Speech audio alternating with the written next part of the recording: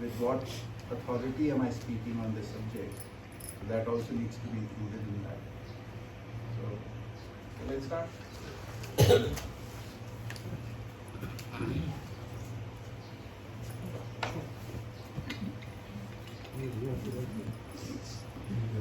So, Jeevan Vidya is a proposal for living in harmony within human and human nature relationships and thus realizing happiness and peace. Jeevan Vidya is based on the discussion, which is a new philosophy whose original founder is Sri Nagraj, 1920 to 2016 of Ramadan. This can be achieved through the study of humans and preservation of human nature, which is the realizing of happiness and peace can be achieved.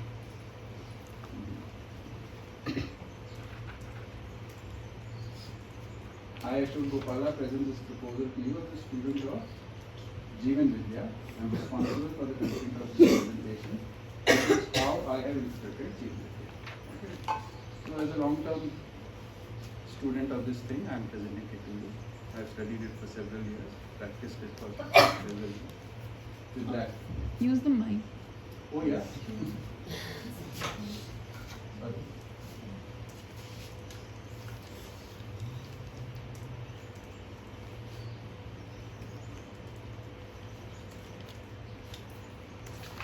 Hello. Yeah. So, I guess this is all we talked about yesterday. So, let's begin. What it is a movement for raising awareness of coexistential harmony in humankind. It is a proposal for enabling harmonious thinking, behavior, and work in humans at all levels. Jeevan Vidya proposes educational methodology based on purposeful reasoning for enabling the work. The focus of this proposed study is human being, purpose, role, potential abilities, conscious states, life journey, etc. in context of existence. Okay, so this is what it is.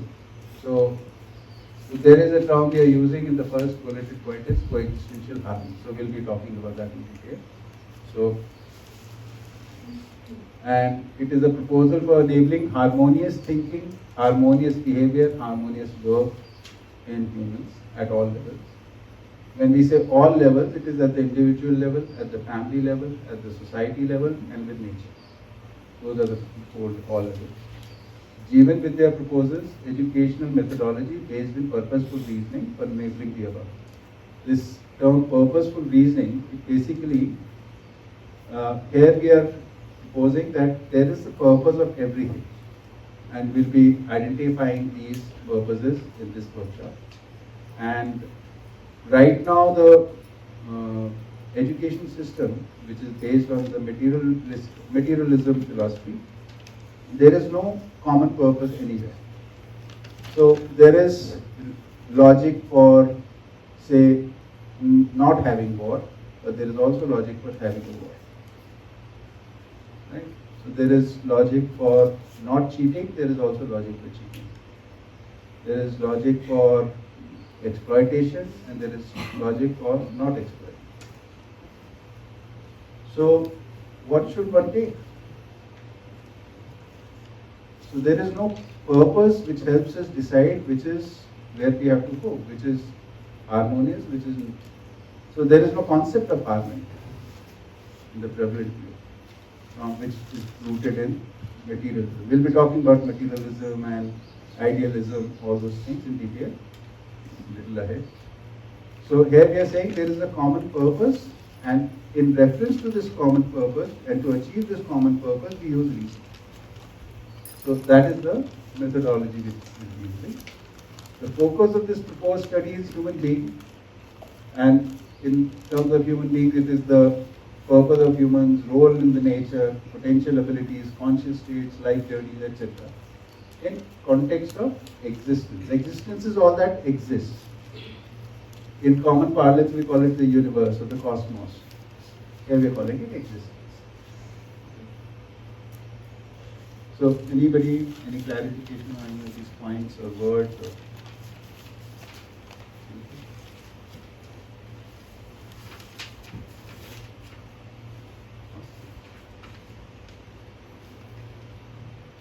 Or what what it is not, mentioned it yesterday, it is not a sect or a commune. It is not based on any prevalent religion, spiritual, school, philosophy or ideology. It basically means we don't need to know any of previous things. You can study this on its own.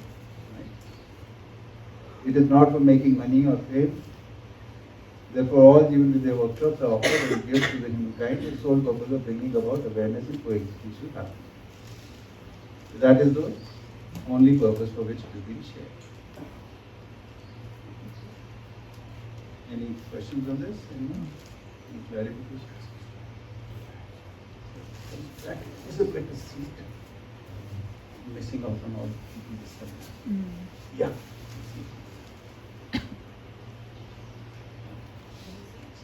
Huh? So, the proposal,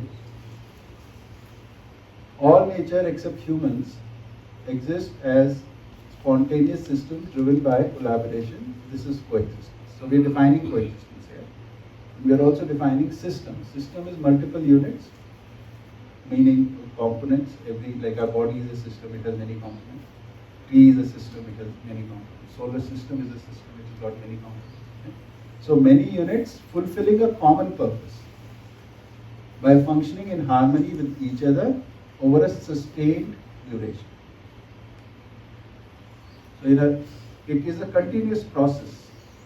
Like if you look at an atom, its components are working together in a harmony, and that atom exists for a long duration. Right?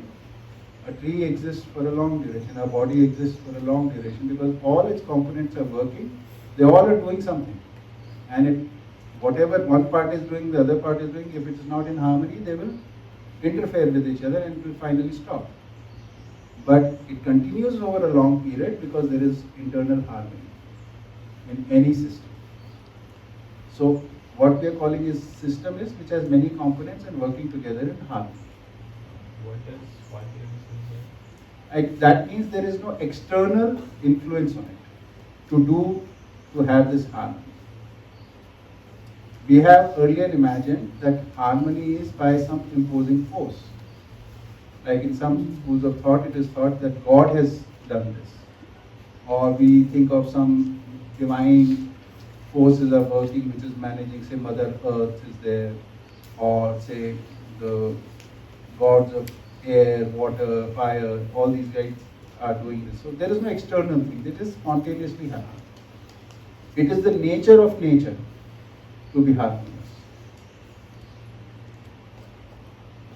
This might sound counterintuitive right now because our learning where they're coming from, their harmony is not the fundamental character of things.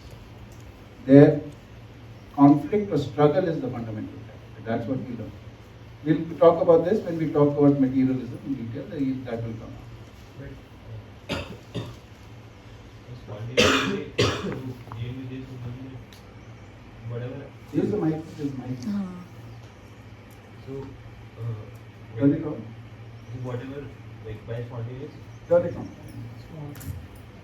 So whatever is spontaneous means that whatever there is, it is just there. Like there is no harmony is a state. It's a nature of things. But what's the purpose? The causality of this harmony. Not the causality, but like why are there in universe? Okay, we'll talk about this. This is a question, note it down. Right? So this is a very good question which is very relevant and we'll be addressing this in quite a bit of detail. So when in the sequence of things, when this topic comes, then I'll tell you. Okay? Just note it down, that just needs to be addressed. So because we have limited time, so these topics are arranged in a certain order, but we'll be taking all the questions. Okay? Some I'll address immediately, some I'll address when the context.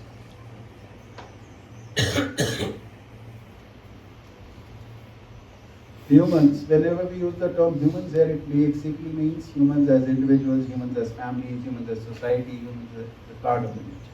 The human being are also an integral part of nature, and the opportunity and resources to live in this harmonious systems are available to us. So the opportunity is also there to live in harmony, and resources are also there for us.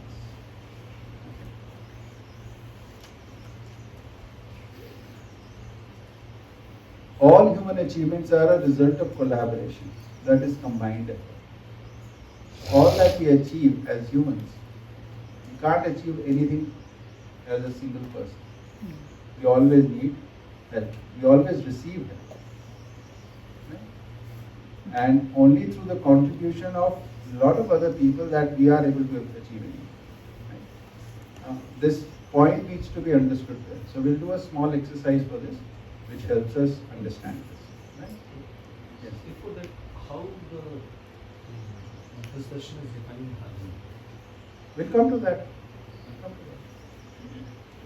Right now, take it in the meaning as you understand. Harmony is a well understood word. We will just define what harmony means here when we talk about Madhyas Darshan as such.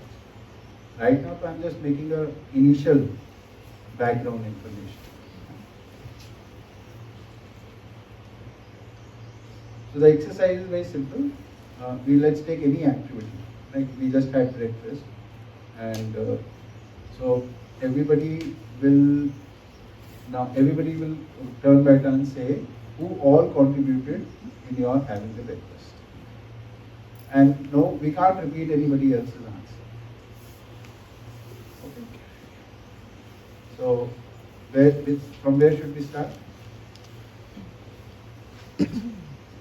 So let's start with this side. Yeah. Mike, take the mic. First mic.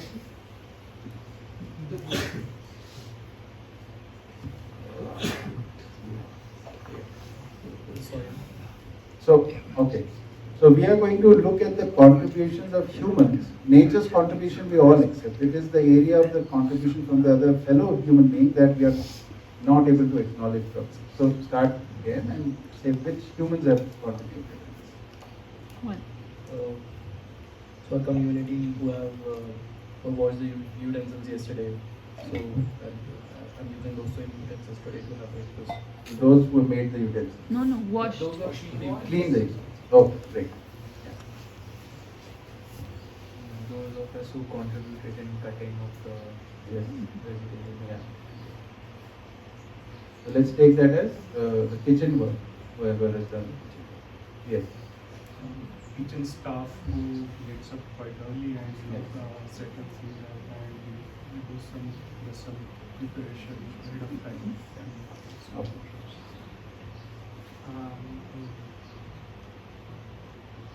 People will assign tasks for sweeping and cleaning the areas Yeah. or coming in. Their contribution is there. If kitchen is not clean, we will not be able to have it. Good. Yes. Please.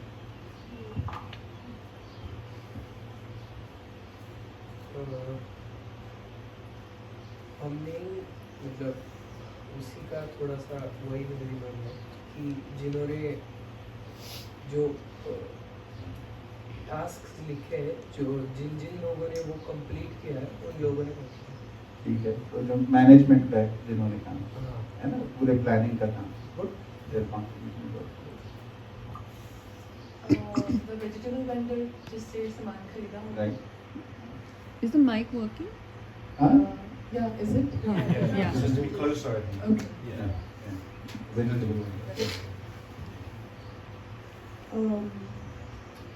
Somebody would have brought the groceries to the kitchen. Right. Their contribution is there. So some food are also contributed here, right? Yes. Which is to feed the party banner. Right. So the farmers, Yeah, if whether it was grown here or anywhere else, yes, they have contributed. Yes. I was about to say farmers. There's so many will come up with. So I think who helped in getting the water and organizes water.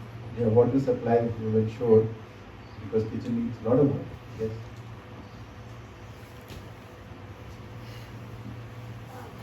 Transport from the farmer's field.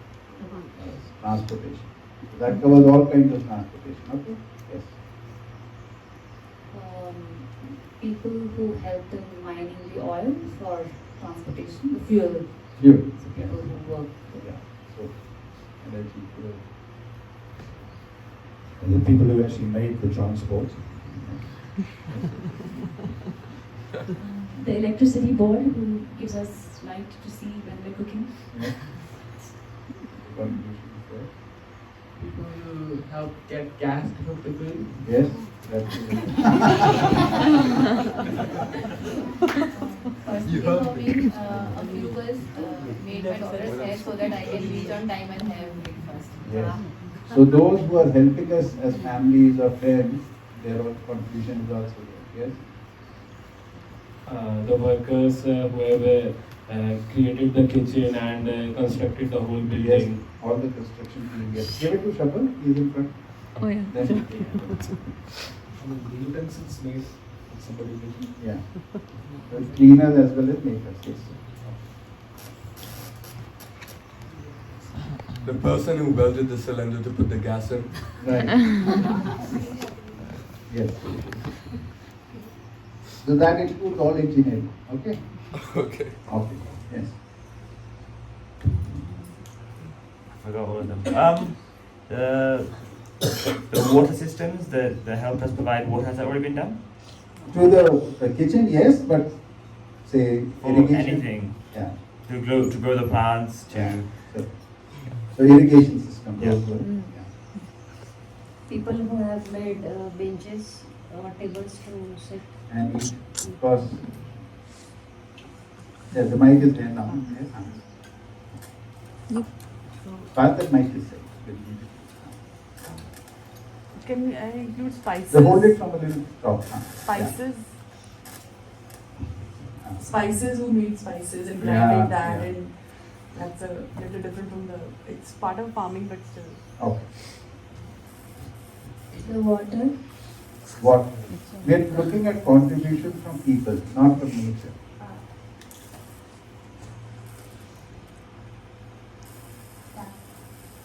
Tap is again nature. Human beings. The tap. Tap. Water tap, that's what I think it's a thing. No, it's not a human being. We're looking at contributions. Somebody made it. Who made the tap? Yeah. Yes. Oh, oh. Oh, now I get it. People who extracted oil from oil seeds. Yes. The cooking on Krishna is still there. The family members of the kitchen staff, Yes. they allow them to function while coming here. Yeah. If suppose there is some strife in their families, they will not be able to stop it. The person who built the community that we can eat over there, that place. Yes. So the center, whichever team which has Yeah. set up this. Okay. The carpenters. The carpenters, yes. Give it to Those who created this dishwasher, it's all the cleaning supplies. so all the cleaning things people have created, the soaps and the things, yes. People who are making manure and fertilizers. Yes, yes. I think this also is rules. Someone who are planning what should serve and preparing menu. Yeah, yes, so those preparing the menu, looking at the nutrition and stuff, yes. Those people. The wire is rules or something. Hello. Ah. People who invented the dishes we are eating. Yeah, who first thought about these things that these can be eaten. So tradition, somebody must have discovered that this rajma can be eaten. It can be so tasty. No, the recipe. The recipe, yeah, the Yes. recipe. Okay. Humans who figured out agriculture. Yes. Those who figured out agriculture. Agriculture, yeah, who discovered agriculture. Peaceful community around that doesn't that allows us to sit and eat instead of having to kind of defend ourselves. Right. Yes, the society is also, yeah. This community where we are, this population People who made the farming tools that Yes. the farmers have used. is, yes, yes.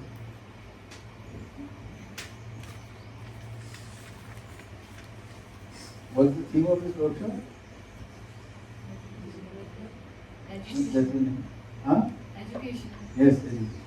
Can I hear? Karen.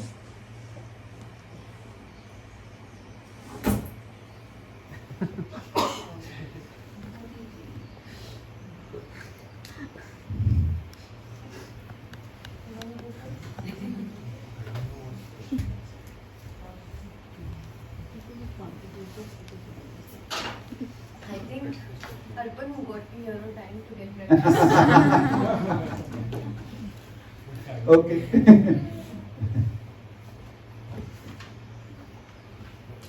The electrical accommodation that has been provided there. Electric accommodation? Like electrical accommodation like fans and all. Okay, okay. So what about them? Those who made that? Yeah, those are made. Okay. So take the mic. Let's have another one.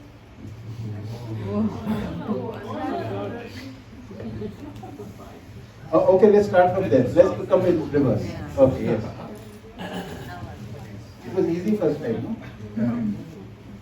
This is even also. People who built this beautiful cooling mud house in which we can sit comfortably and eat the food. Same question? More. Another example. Not to repeat anymore.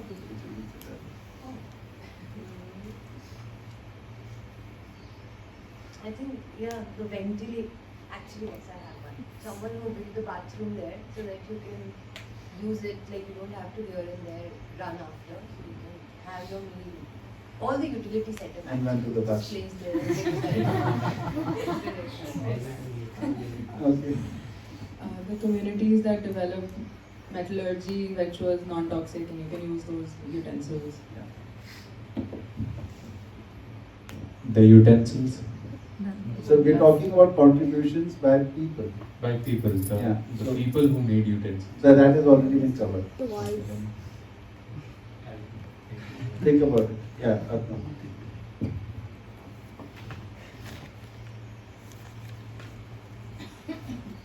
So,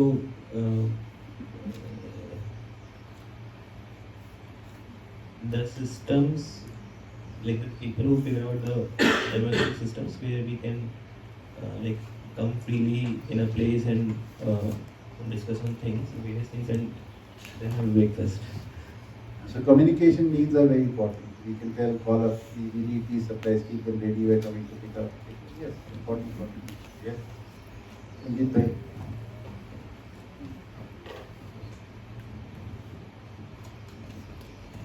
People around in the areas where things like plums or vegetables locally are being grown. So we have jam made out of those plums. Food drawer. People who are arranging the things in kitchen and arranging all utensils and containers, etc. Maintaining the things. People who are making scrubs so that we clean. That we've already covered. Scrubs and cleaning. Scrubs and cleaning we have covered. So people who are making organic pesticides, because we have to save our Crops. crops from pests. Okay. So treatment for the crop when they get disease. Yeah. And the one who are taking care of the crop also when it's Those are the farmers. Maybe farmers do the farming and they No. someone else to do the. They don't have the luxury like us that one person is doing one thing and another. He is doing the same. मेरा pesticide वाला है. Wood cutter, because they are making lots of stuff outside on the wood, this thing. Okay. So yeah. Okay. Those who have locked the. So that Keep the mic. Yes. So those lock mechanisms and safety precautions that we have taken to conserve the food items. Yes, that's important. One, they're the farmers, but the people who are like supporting the farmers also, like the people in the house which like every day they make food for them and then they go and then they're indirectly helping us. Farmers' families, yes. Yeah. Important. People who invented the solar heaters and solar equipment Yes. we're using here. Right. People who made the food with love. Yeah. But we did cover that, no? The people who cooked the food. Yes. People who made the recipes. That also is covered. Think more. No, think. You can think. You're a young person. You can keep going.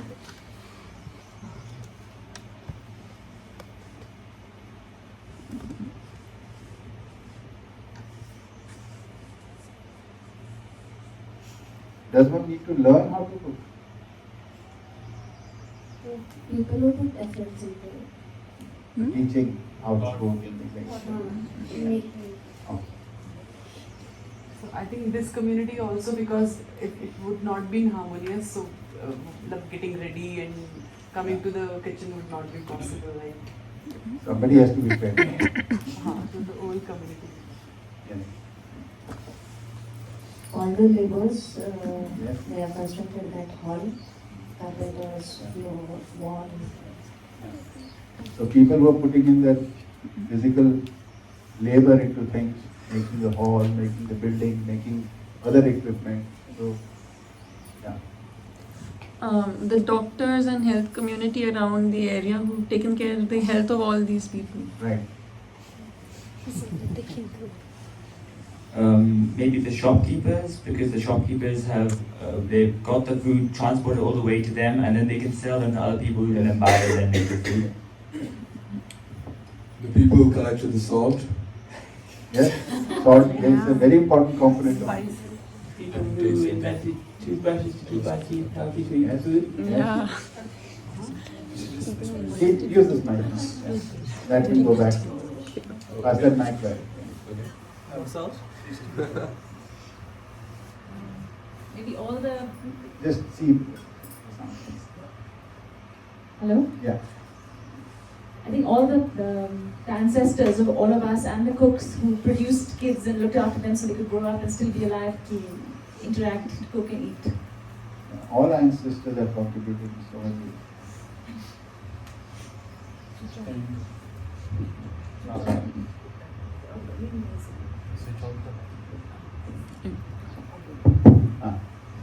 Yeah, the people who set up the supply chain very beautifully, not just the transportation but processing of foods. Yeah, the mic is there. This mic will go here. I have a lot many people to thank you, but Sheila ji for making that Amrit Dhara yesterday, and so that I could not have, I don't have loading and I can have breakfast. And also making a special request for my khichdi, Right. much needed. Okay. Thank you. So, yeah, mic can be passed back there. So, yeah, good. The people who support the internet system that allowed us to know that this course was happening, right? I say Modi ji. Yeah, why not? Really? Yeah, why not? Well, then Modi ji, really that's the answer for most things these So, days. so the administration has a structure, and we need somebody in the present system. It might not be the best system, but somebody is needed to take care of those responsibilities. The point is we are looking at the contribution, not in the shortcomings. I think the language which got created. We are looking at humans. So humans created the language. So people who contribute. The communication happened. Definitely. If we didn't have the word khichdi, how would we have it? I think clothes. Yes.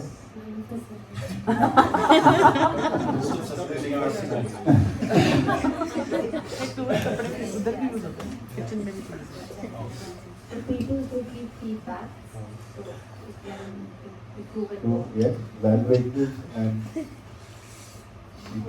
There is a gender who reads the book. yes, contribution. Reminds us.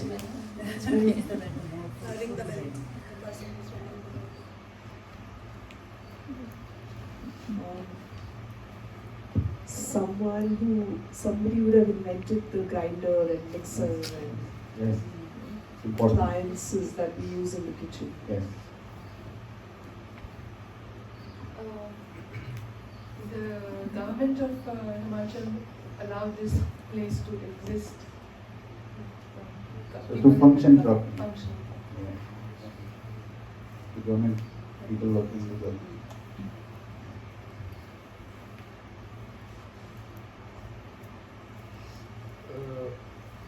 Who created this Jeevan Vidya program? Okay. Yes, I think important otherwise you will be here. The people who discussed about nature exploitation and contributed to identify the problem and to communicate to everyone that hey, this is in this system, this is the happening, this is good, this is bad. So It's imbalance. Okay. I think every individual in this room signed up for this workshop and the facilitator of course and his family who is doing a lot of things. Okay, this is what I was trying to. I said that. She already. No, I'm just joking. Yeah. The Portuguese who brought potato and other food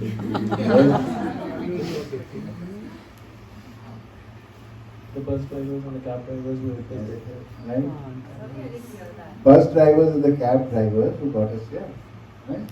So when we look at it, the smallest act of just maybe putting food in our mouth receives so much contribution that anybody who is in this society working in systematically, contributing in the system, larger system which is prevailing, good or bad, we are not passing a judgment right now, but whoever is participating in it is directly or indirectly contributing to it. This is the point to be noted. This is the point to be seen. Anybody, somebody is living in a remote area, working in his family, working on his field, is also contributing here.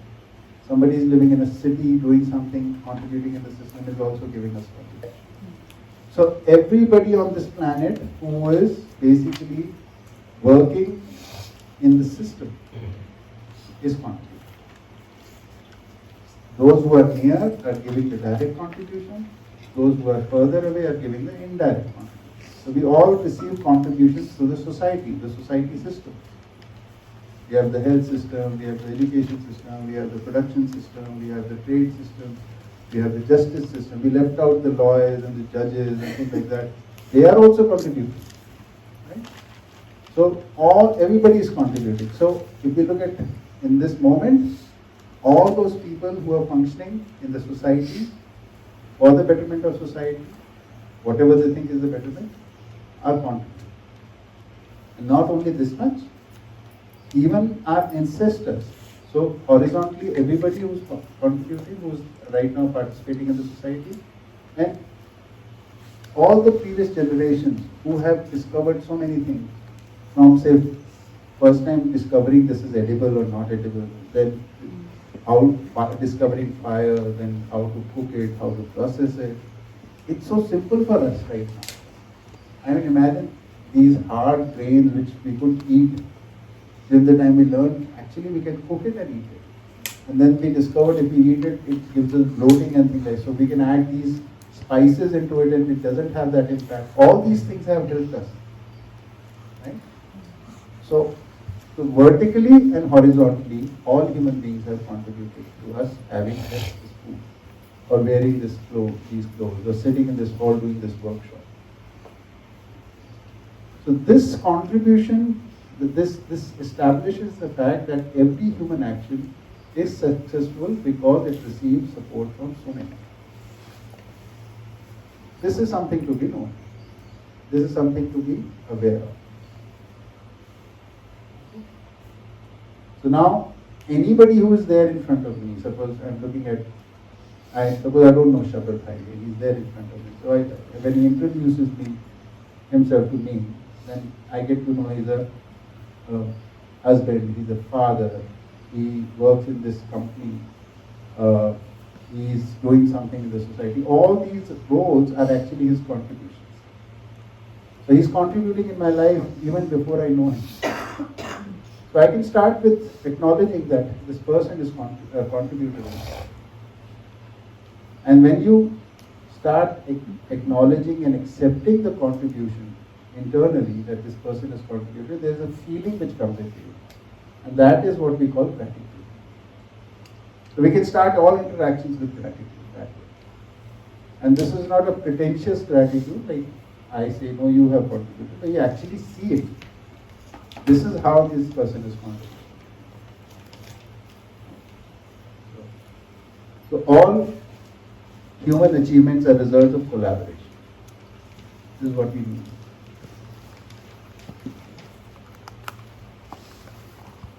Any questions, any clarification?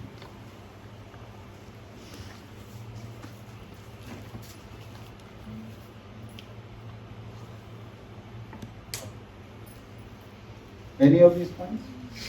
I'd say I just feel like it's interesting how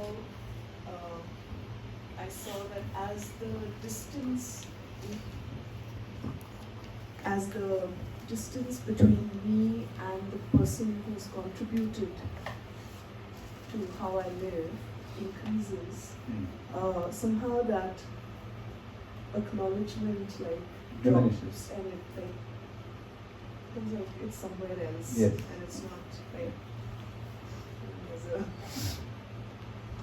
So the humankind is, and a lot of people have noticed this. No? Recently, Yuval Harari wrote a book which mentions this, that we function together. Right? So everybody's, this whole society is actually a very intricate network of relationships, and this is what a system is, and everybody is contributing somewhere. We all give to the social systems and we receive from social systems. When we talk about the barter system, then we are interacting directly one-to-one. But whereas when the system comes in, like the market system, then we give it to the system. The farmers give the produce to the market system, and the consumer takes it from the market system. So we all are contributing into the society and taking from the society. That's how we function. There are some people we do interact directly also, but that's much lesser number. If we were only to limit ourselves to direct give and take, then our lifestyles would change drastically. Our lifestyles which are prevalent right now are so because of the larger system of people. I think it's an interesting point. The more the distances, Yes. the more the things are local or we know. Yeah. There's like some feeling of disregard that starts setting in when you like see that distance. I mean, probably disregard or, when the system is there, system is in purely an abstract concept. Yes. So when I'm interacting with you, it's like a real thing. So I can relate and much easier. When I'm dealing with the system, giving it to the system or taking it from the system, I'm taking it from abstract and I operate or take for granted things. Like in that documentary last night, the point he was making, there are people working at every stage. So it's the people who create the system. So it's the people who contribute in the system. So this is what awareness is all about, knowing that there are people in the system is not a non-human entity as such. It is created by humans. It's an abstract thing, but it's created everywhere humans are contributing. Right? And it functions because humans are participating. And we are participating in it because we feel it is a useful thing. Our consent is there, our willingness is there to participate in this, the way it is functioning. But I think what she's trying to point out, like I'm just taking an example of marble industry. Yeah. Pretty much everybody seen the marble industry and use the marble. But since it is so distant, although you might acknowledge that there are people working it, but people in the marble industry, the people who are workers in the marble industry, they are in a very pathetic way. Right. Because the dust goes settles all. So it's you like the marble and everybody says, oh wow, what a beautiful thing.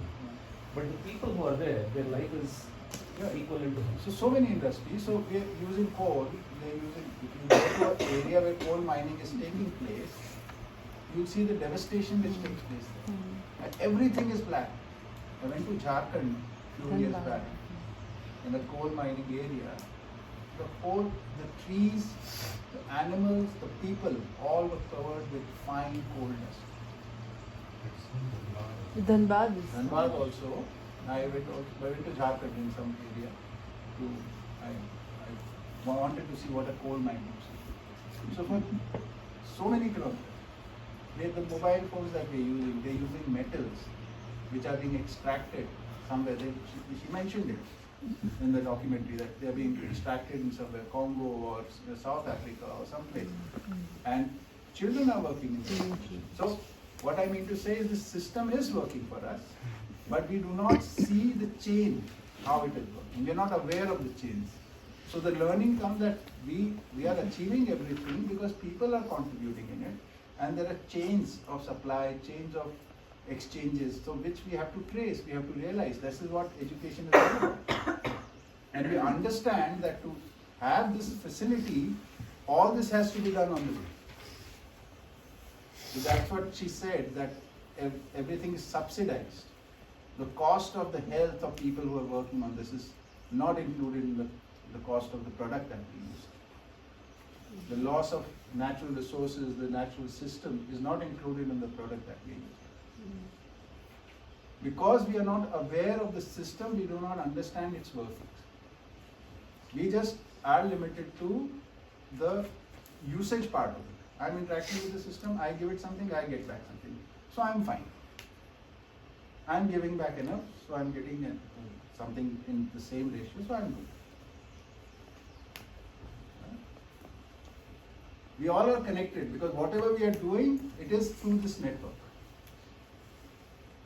It's just one example that I thought of after Pallavi made that comment, that when you order something on Amazon, there's so much that goes on there. But when the product is delivered, the last person in the chain who actually delivers it, that's the only point of contact, a human contact. Yeah. And like when I receive, if it's really hot, I feel for that person. Yeah. And I don't really feel that much for the entire chain. There's so many people who are involved in bringing that product to me. But because I'm in direct touch with that person, I feel for him, oh my God, poor thing, coming to charge. If you give me your iron here. Yeah, so all the people who are working in these places like Zomato or Swiggy or things like that, now somebody was talking about Blinkit yesterday. So they have a deadline. You will see them zipping through the traffic, taking risks which are not needed. The kind of people are trying to raise the issues on this also. I mean, this movie that we made on this part. So, yeah. They don't even have time to urinate, so they pee in bottles. Yeah. Talking of Swiggy, a couple of years ago there was a Swiggy number here in the village which would take 1 day to deliver the food. You order a day before. Not bad. Slow living. Must be delivering slow food, not fast He was just too slow, not the food. But anyway, so moving on.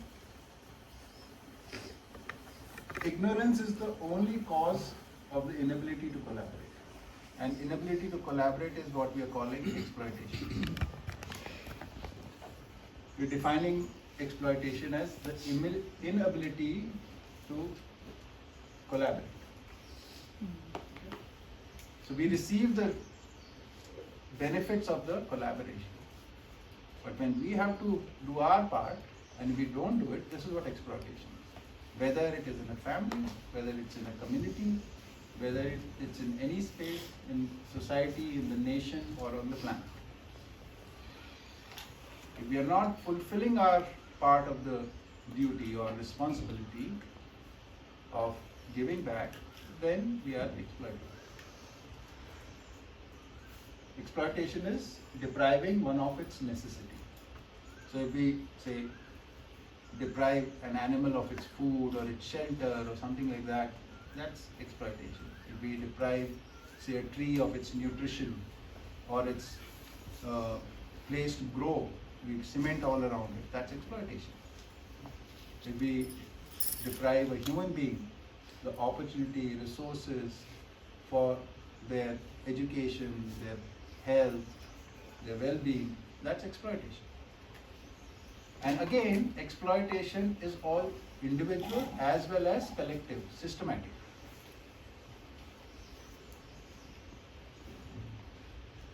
Everything we have to look from both the viewpoints. One, individual, what we are doing as individual, as well as what are we doing as collectives.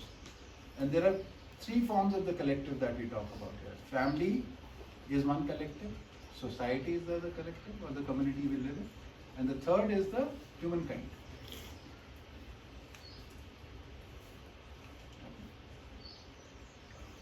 Any questions?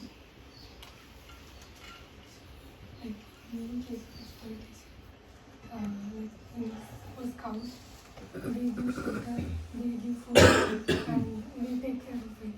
Yeah. But still, it is exploitation. How? Explain a little more. Why is it exploitation? Like, milk is actually supposed to be for kids. So, can you get the mic? No, the electricity is not there. Even I've got the thing on. Yeah. So this is an important topic. We'll note it down. I'll address this when the context comes, when we talk about work full of kindness. So when we interact with nature, with animals, with plants, with what are the principles which govern us in coexistence? At that time we discussed it. We need some more context to this. Yes.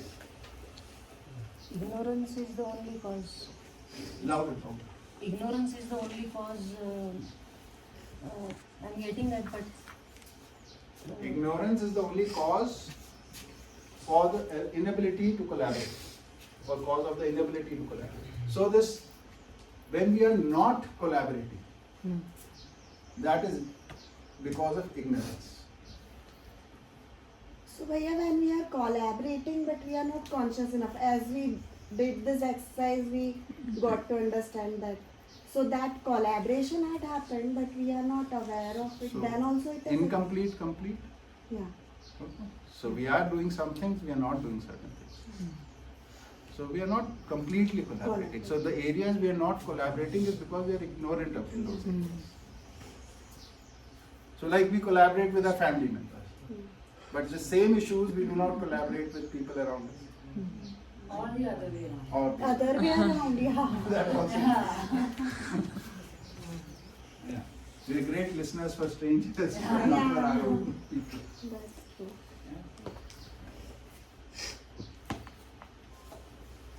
I think we can be collaborating because I see this wastage of food too much. Like people just leave the food in the thali and too much, like in hostel, families and all. So if we are aware of this kind of a collaboration, maybe we'll be more sensitive how each grain is being coming into our plate. Definitely. With awareness, we start doing the right things. This is the principle we are establishing here, that we make mistakes happen from us because we are ignorant. Once we become aware in things, knowingly we don't want to make a mistake, unless until we are agitated or something. In a normal state of mind, we want to do the right thing. Only in agitation do we make the have the intent of doing something wrong.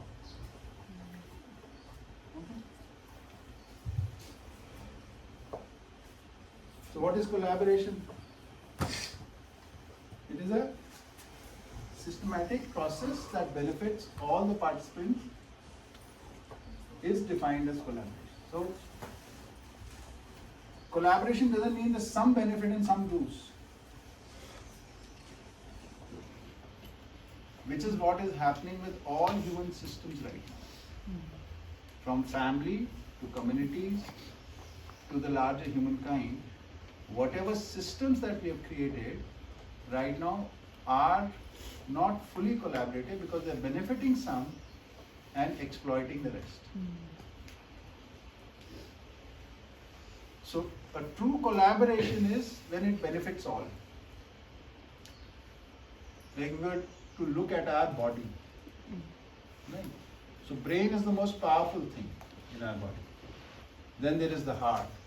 Then there are the lungs and the kidney and the liver and so many organs.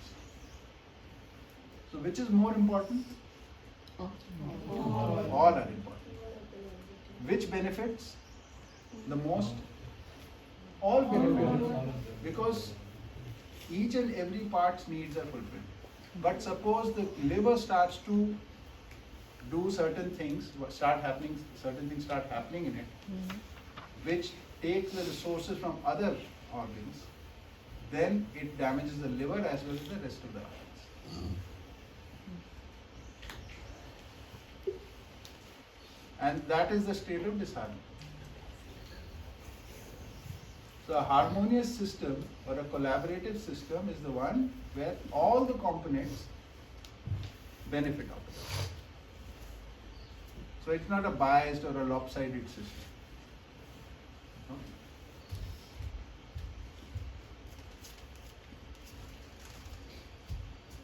In humans, collaboration emerges from total commitment to the collective goal. So this Jeevan Vidya is basically meant for humans, right? We all are humans. We are sitting here. We are the ones who have the ability to determine our own conduct, right? So education is needed by us. There are no schools, and if you go into the forest, the animals are not going to school. They don't run schools because they don't need education. They are pre-programmed to live in harmony. We have to learn harmony and then live in accordance. So for that we need to have the total commitment. And total commitment to what? To the common purpose. So this is the starting point. We all have, whenever we will have to cooperate, collaborate, work in a team, we need to have a common purpose. Without that, a common goal, we cannot work together. Like for example, the common goal for this whole group is that this workshop functions and completes successfully. That is the common goal. So all our actions are harmonized on basis of whether we are aligned with it or not. If we are not aligned with that, we start doing our own thing, which we are all capable of. Sitting here, we can start doing our own thing, and this will not function. Right? So to achieve anything together, and our lives are together, we need to have a common goal. And by being aware about this common goal and having a commitment to fulfill this common goal, that is how we collaborate. How do we identify the common goal? Commitment comes from total acceptance of the collective goal. So the information of the common goal, of the collective goal, comes from through the educational process or from the people around us. And total acceptance is a result of comprehensive understanding. So the flow is that when we understand things, then we realize the purpose of things. That purpose becomes our purpose, and everybody individually understands it and realizes that purpose. Now we all can work for the common purpose. So understanding leads to total acceptance of that purpose in us, and that acceptance leads to commitment, and with commitment we are able to collaborate. That's the point. So what about the pyramid discrepancy? What about the pyramid discrepancy? So without understanding, this will not happen. And here in Jeevan Vidya, we call humans as units of knowledge order. Knowledge basically in Hindi we translate it as Gyan. So without knowledge, and knowledge is not information. Knowledge is basically understanding things comprehensively. So that's why comprehensive. I could have put total acceptance as a result of knowledge. That also I could have said. But knowledge is sometimes looked at as only information, right? So we have put comprehensive understanding. And understanding is the desired outcome of education. I want to hear something. Yes. Today, whenever we want to understand something, meaning of something, the only space we go to is internet. And none of this is defined as the definition of collaboration from that source, benefit for all. The information that is, the meaning that is given to us on internet is very system beneficial. So even that source is not a good source to depend on. It's a source. For education. Right. It's a source which is there, which has been created by us, and it will only have that much that we are aware of. So we are not aware in the common goal as of yet. That's why it's absent there. If you open books, it is absent there. If you listen to the prevailing narratives and various different diverse narratives, it's absent there. So either there is a traditional goal, your hard-coded structures which have to be maintained, traditional community society, or then there is the individual things which people want to do. I want to do this. I think this is the right thing. These are the two sides of the spectrum that we see. Individuals are in different directions and are there. They're trying to be collective, but those are things which we have lived and seen the shortcomings of, like patriarchy or the other kinds of social structures which are there. So any questions or clarification on all these? Are we going to open up this more? Like Yes, education yes. and this? Everything is going to be opened up. Also, I think there's something called as cancel culture today. Like somebody says something you're not approving and we just ban that person.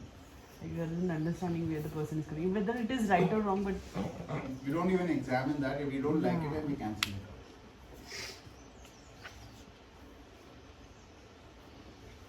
So the whole proposal is meant for the learner. We all are learners here. Right? So I would request you to look at it from your individual perspective first. Does it make sense to you first? Does it apply to you? That is the important thing. Do you need to understand this? That is what you have to examine and then explore. About the others will come to much at a later stage, not right now. We look at it from our perspective. Do we need this knowledge? Do we need to understand this? That is the main point. one question is coming to mind. Is I do understand, but then again and again mind is saying that is it possible? Right. Is it possible? Like for you or collectively? But collectively, like for as a society, as a world, is it possible to have such kind of harmony? So let's first do one thing. Let's look at it, the possibility. Can I consider this for myself? First step. Suppose it comes, yeah, this is very nice. This actually makes sense. It makes sense to me. Then, can I do something about it in my own life? Can I act on this in my own personal life? If the answer comes yes, I can act. Then the thing comes, can I share it with others? Will it benefit others? Will they accept it or not? And this is the progression you have to see. I think I need more courage to follow this. So, yeah, so the biggest barrier is accepting it for yourself. And the biggest reason given for not accepting it for yourself is others will not accept it.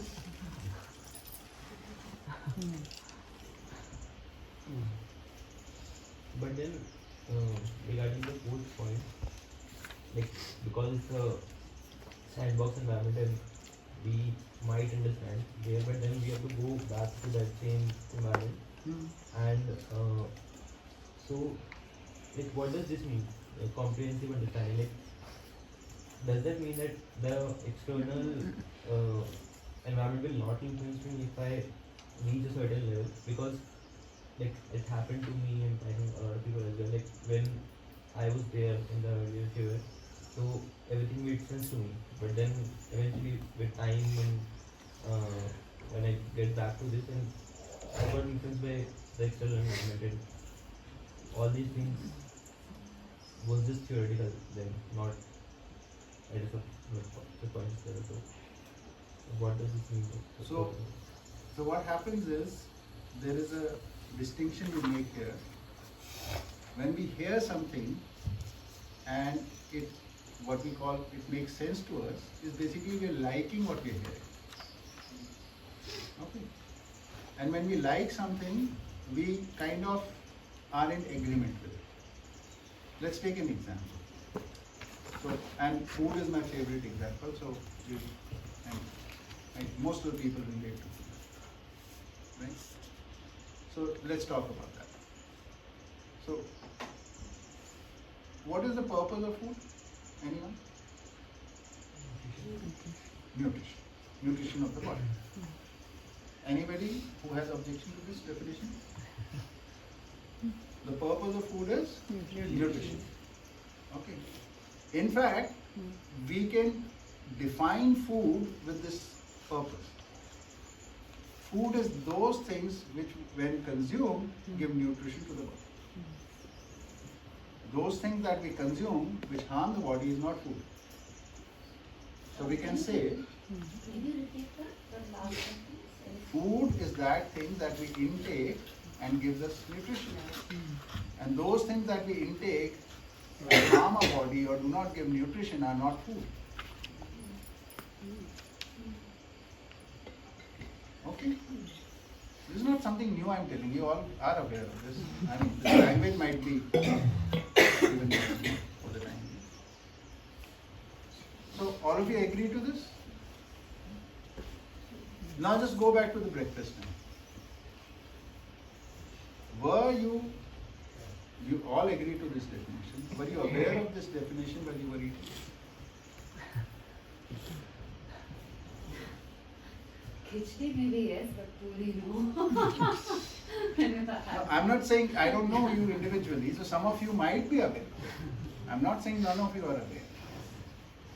So agreement, because I like hearing something, is not understanding. So if this comes that I am not able to relate to it after I'm out of that zone, that means I actually got influenced in that situation. It did not click with me actually. It has not become a part of me yet. And that is the first step, that you do like it. Liking is important for accepting something. You will not like something which you will not accept something which you dislike. Right? So, but it is not a sufficient step for you to understand. But then, do you think if I have awareness of something, it will not go away, it will remain? Once you have the awareness, yes. Because the statement that this food is something which gives nutrition to the body, I don't know whether I like it or like I'm aware of it, but like let's say I'm aware of it, I know that this thing is bad. Like for example, if I'm eating something, I'm eating Maggi, so I know that this thing is not good for my body. But with that awareness also, I have a craving in my body that this is like tasty. So I eat it. So what does that mean? Like, does that mean that I'm not aware of that thing, or am I not disciplined enough? This is where comprehensive comes. So it can't be limited to only this much. There are other issues related to this. So what is this craving? Why is it there? For this we need to understand the human being. What are cravings in the human being? So understanding is never in parts. This is again what we are saying here. This is a proposal of Jeevan Vidya. You have to understand the whole. And in relation to the whole, you can understand the part. Right now we are trying to understand this part here, this part here, this part here, this part here, and there is no interconnection. So when I'm in the mood for this part, I use this understanding, so-called, and when I'm here, I use this. So I'm, if there is some health issue, then I start talking about health and nutrition and things like that. But when, say, I'm in a different mode, then I start talking about indulgences and my enjoy this is my craving, those people. We all do this.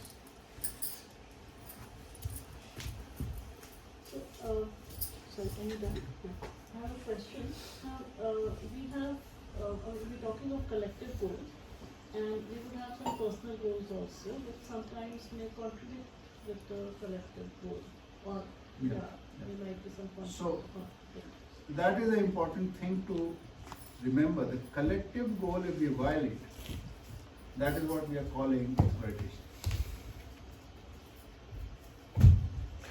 Personal goals can never override the collective goal. Collective goal is the overall umbrella under which we have to function. It's not that they can't, but if they When do. when you do it, you end up exploiting. And because that leads to disharmony. It's self-defeating. Like for example, in the family, there is something needed to be done and everybody is working for it. And I say, look, no, I need to just step out right now. I cannot do this right now. I am not in the mode. I'm not. Important work. Yeah, I've got something else to do. So how will the people in the family feel at that time? Or vice versa, if the family, one can also expect the family to be more understanding that, okay, if I have something important, I will go tomorrow, somebody else has something important, we So take on. what will you do in such a situation? That you will say, I will take care of my role at some other time in this way. So you are taking care of the common goal. But if you do not address that part, that means you do not coordinate them. What you're saying is the second part is that I sit down and talk with them and tell them, look, I have to do this is very important. They also understand that. That means you are taking care of the common goal.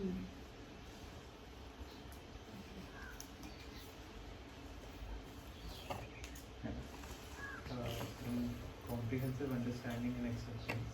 So I'm driving and like I'm following all the rules. I have the understanding, but a bike, probably someone he's driving rapidly. So and he cuts my way. So for sometimes I can be understanding that maybe he's in an urgency. I don't know that person. So maybe he has some necessity. But it is, I guess, it is a daily occurrence, it is a daily, multiple times it occurs in a day. And so I mean, so I have to always stay in that understanding that no, they have an urgency, they are in a rush. Where did that is? But then How did this come? So, but if What is comprehensive understanding? What part is the comprehensive understanding in this what you're saying? Understanding that others have some requirement, maybe that they have. So, it's in the last slide.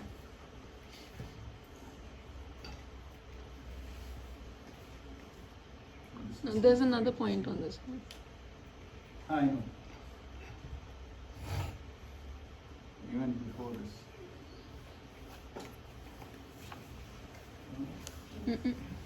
Did you change something? No.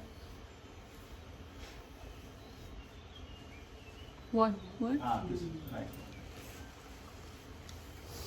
So, important part to know is humans do their own thing without caring about others or being inconsiderate about others out of ignorance. Whether I am doing it or you are doing it. Because we are not aware. But then how do we live with that? So, what would you do?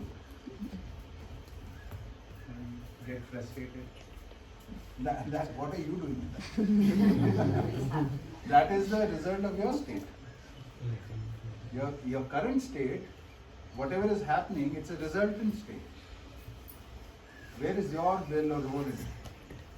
If you observe it, then you can say, understand that this is out of ignorance. So there is ignorance about how to move around in traffic. And this is an issue which needs to be addressed. that doesn't solve my problem. It's not only your problem. That is again part of comprehensive understanding. It's not my individual problem. It is everybody who's moving on the road's problem.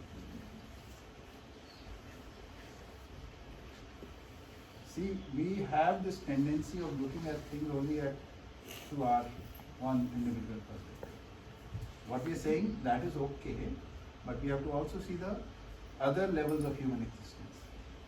What does it mean for my family? What does it mean for my community? What does it mean to my humankind? This is what we are calling comprehensive understanding. So some issues with individuals, like if you and I are living together and I am the one who is driving Ashok, you can talk to me directly in literacy. But if it is a problem of that local area, that means there needs to be some sort of a drive to make people aware in the traffic rules and the need for understanding. So in school and in public education it needs to come in. Awareness drives have to be done. That is the only thing we can do. When we are getting frustrated, it is an indication we are not ready to do anything. Right? But we have the agency to do something. Do we want to utilize it? Will it be successful? We don't know. I'm not saying it will always be successful. We can't even say it will always be a failure. So we have to determine whether it will be successful or not. How well do we try it? I think the same example. Yeah. We're talking about action in terms of the multiple part of the action. One part of the action is like the person did something wrong. What thoughts trigger in my mind? But there's an action. So my request is, let's forget doing something wrong. Something which is imbalanced. Okay, use that word. It's something which is imbalanced. What thoughts trigger in your mind?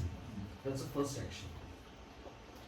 That is the action which is now I can take that action consciously, or I can take that action unconsciously. What I believe you're trying to say here is that with the complete understanding, the conscious action will happen. It could be anything. Yeah. So what I'm saying is, instead of trying to look at what thought triggered it, we acknowledge the fact this knowledge is, or this understanding is missing. This awareness is lacking. We are looking at the result of impact of some conduct. That conduct is, say, in imbalance. So this is an indicator of some awareness missing. And what do you do when some awareness is missing? You raise the awareness. That is your response to that situation. Hello? And for that, to raising awareness, you need to understand how human mind works, how society works, how nature works. You can't leave out any of these. You can't address it individually. You can't address it in part. So if I summarize what you're saying is, anytime incomplete action is happening, it is because of ignorance, and ignorance is happening because of awareness or lack of understanding. So the only action one can do is to increase awareness. Is that? We've tried other things. We tried stopping others, fighting with them, trying to finish them off. All that we've tried. We know how successful that has been. Yes. Going back to that example you were giving, that your family, you walk out, like something is going on. You say, no, I have something else to do. Coming back to that, I'm saying that if you're contributing, but you're someone else, their family, who wants either more contribution or their understanding of contribution is different. They want different contribution, which might not be in your capacity at different ways, right? So in your mind, you are contributing and you are trying to do best out of your ability. There's a difference between how it is seen, how it is perceived. So, in that case, let's say you're doing a bit, but it is not seen as such, or it is not enough, then is it, like, what do you do then in that situation? That you said understanding human mind is also a part of comprehensive understanding. So when I understand that this is not being taken as it is given, so then it's a work that you make it understood in similar fashion, or you can, so I feel very confused, or you keep doing what comes from your understanding, because increasing other person's awareness or that communication process can be such a task that it might not be in your own capacity to do that. So I think then mutual like satisfaction might not be established, but I feel confused that do your thing best of your ability and let it be, or it's just not, it's not enough. But what you're doing, you can make the other person be aware of that. So that you need the reference of the common goal. But that's visible, but that's not enough in order. The action is visible, the reason why you're doing it is not visible. That's the abstract part. See, we accept or reject something because of the abstract. So many times you see examples, one thing one person is saying, we reject it totally because we don't like that person.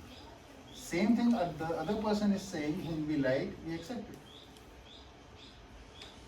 So there is something, it's not the words or the action, it is the reason we feel it is being said or done, that is more important. So we have to communicate why we're doing things. What is our reason for doing this? This is what behavior is all about. So you can't escape communication. So if you have a common goal in your mind, nobody rejects a common goal. I have an example for this. So like sometimes when Dubu doesn't wind up, I tell her, I sometimes shout, you wind up nahi kar rahi hai, ye wo jo bhi pehle aage rakha hai. So my husband comes and says, ki intention uska dekh. Your intention is also to clean the house, but sometimes kitchen is messy. I understand your intention. The same way, her intention is to wind up, but she's not able to. Maybe thak gayi ya jo bhi hai. So maybe that way also it works. I have a question also, and something to tell also. So my question is ki, communication can be non-verbal also. Like sometimes, like I'll give an example. So when I park my car in my area, so there is it's a very small parking area outside my house, and other people do park, and I'm not able to park in that small space. And it's a narrow lane. So I do park in the outside. There's a large ground outside, and then but it falls in somebody, it's in front of somebody's house also, because there's a large tree of people tree, and droppings gets on that car, so वो थोड़ा dirty हो जाती है. So once I parked in front of the house, we had a little argument, and then tiff, and then I didn't like the way the old lady said to me, and then I spoke, this is not the way you should speak. And another time I parked in front of another house. They said, give me your car keys and I'll push you, like I'll just move your car, and my son wants to take out the car out of the house and all. So I was just little fumbled ki, where should I park the car? Like there's no space in front of my house. I'm not able to, and so slowly that I did, in these two occasions I did have an argument with these two people, but then I understood their problem also, that what they are, so I didn't talk to them, but the feeling inside me was not grudge or these all people like that. I did understand their issues also, and after few days that uncle smiled at me, I also smiled, and he asked me something also. And I'm just asking you that sometimes verbally we are not able to communicate, but not having that feeling of grudge, or maybe I was not able to talk, but then just removing that feeling of grudge and having a good feeling about the other person, is that also part of communication? Yeah, so communication is in many ways, no? Verbal communication is there, then other body language communication is there. But when we're dealing in abstract, then we do need verbal communication. Actions, because actions can be seen for themselves. No? So some part of it we don't need to communicate with, like I see you coming and I'm in the doorway, I just move out of the door. I don't have to say, oh, I see you coming and get back. Right? So, but you, like somebody might be sitting here and being troubled or here or there, wherever, I'm not pointing to them. And I can see that there is some sort of disharmony there. And I have to ask, is all well? Because what we express is very small part of what we think and feel inside. Right? Nobody can see our thoughts and feelings. I can't see your thoughts and feelings. I can only interpret through your conduct. And half the time I interpret it by basing it, you must be doing this because I do this in such a situation, so you might be doing this. Without really understanding how you behave. Without understanding your personality. So I try to see you in my own image. So I misinterpret at times. So in such situations, just assuming that this person is doing this and therefore this means this, it is very easy to ask. I'm not able to understand what you're doing. Can you explain why you're doing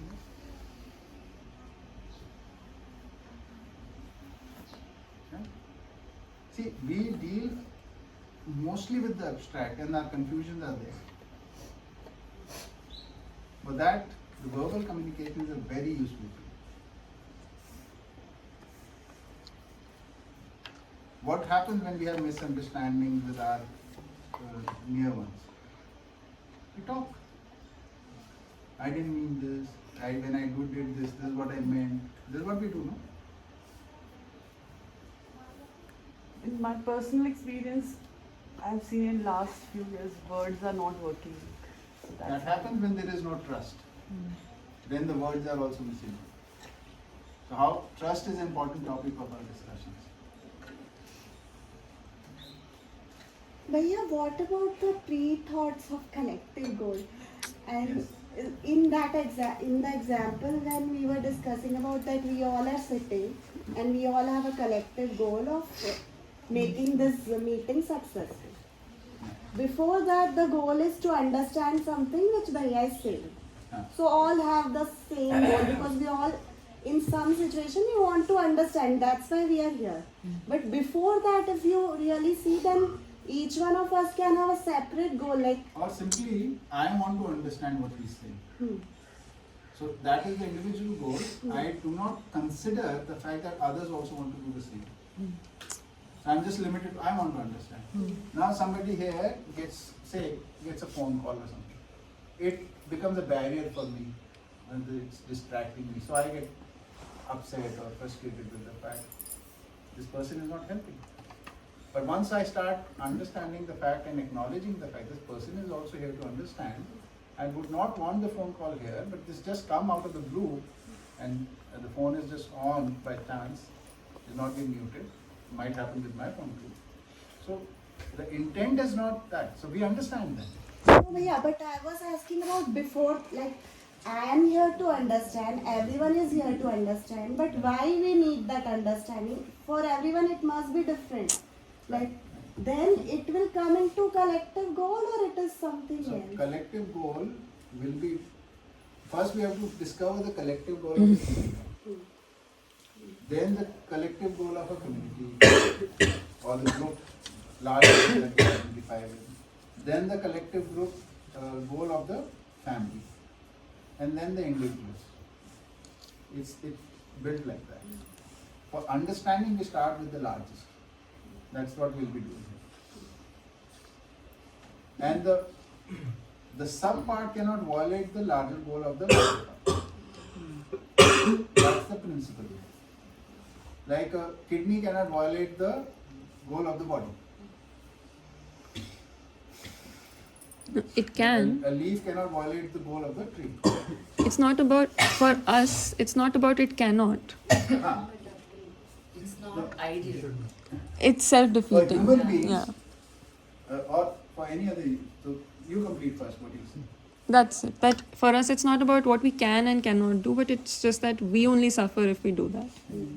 So if we are misguided, we do it and we suffer.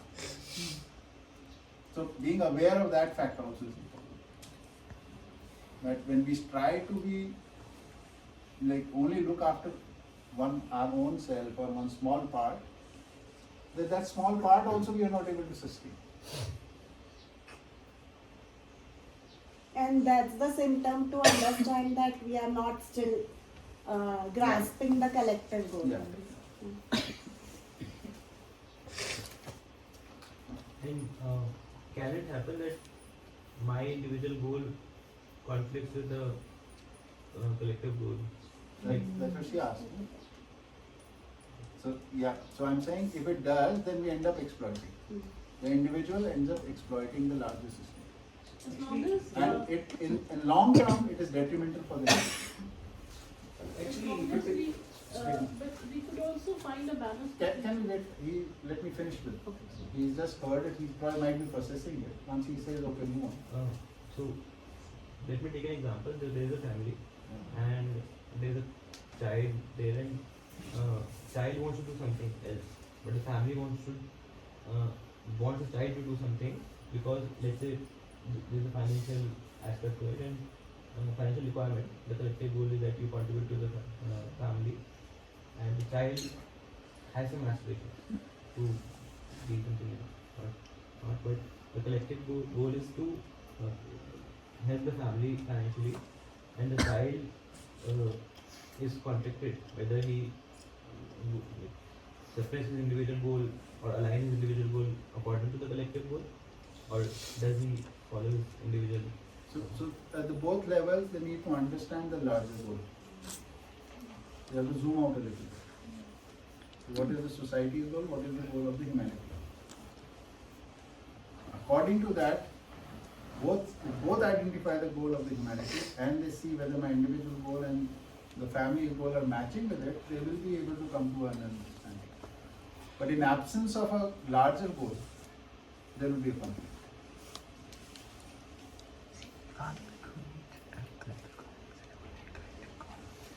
Yes, please.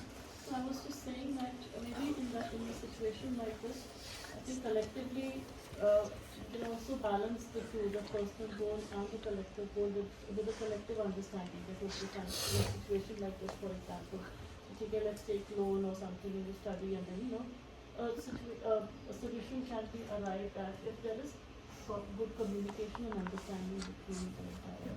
But in absence of the acknowledgement and awareness of the larger goal of the humankind, this understanding, mutual understanding will also be incomplete. It won't be fulfilled. So this is what is happening. Our families, most of our families, some families might be dysfunctional, but some families are also functional. What is happening there? Individual and the collective are getting along with each other, more or less. But still it is having a detrimental impact on the individual as well as the collective.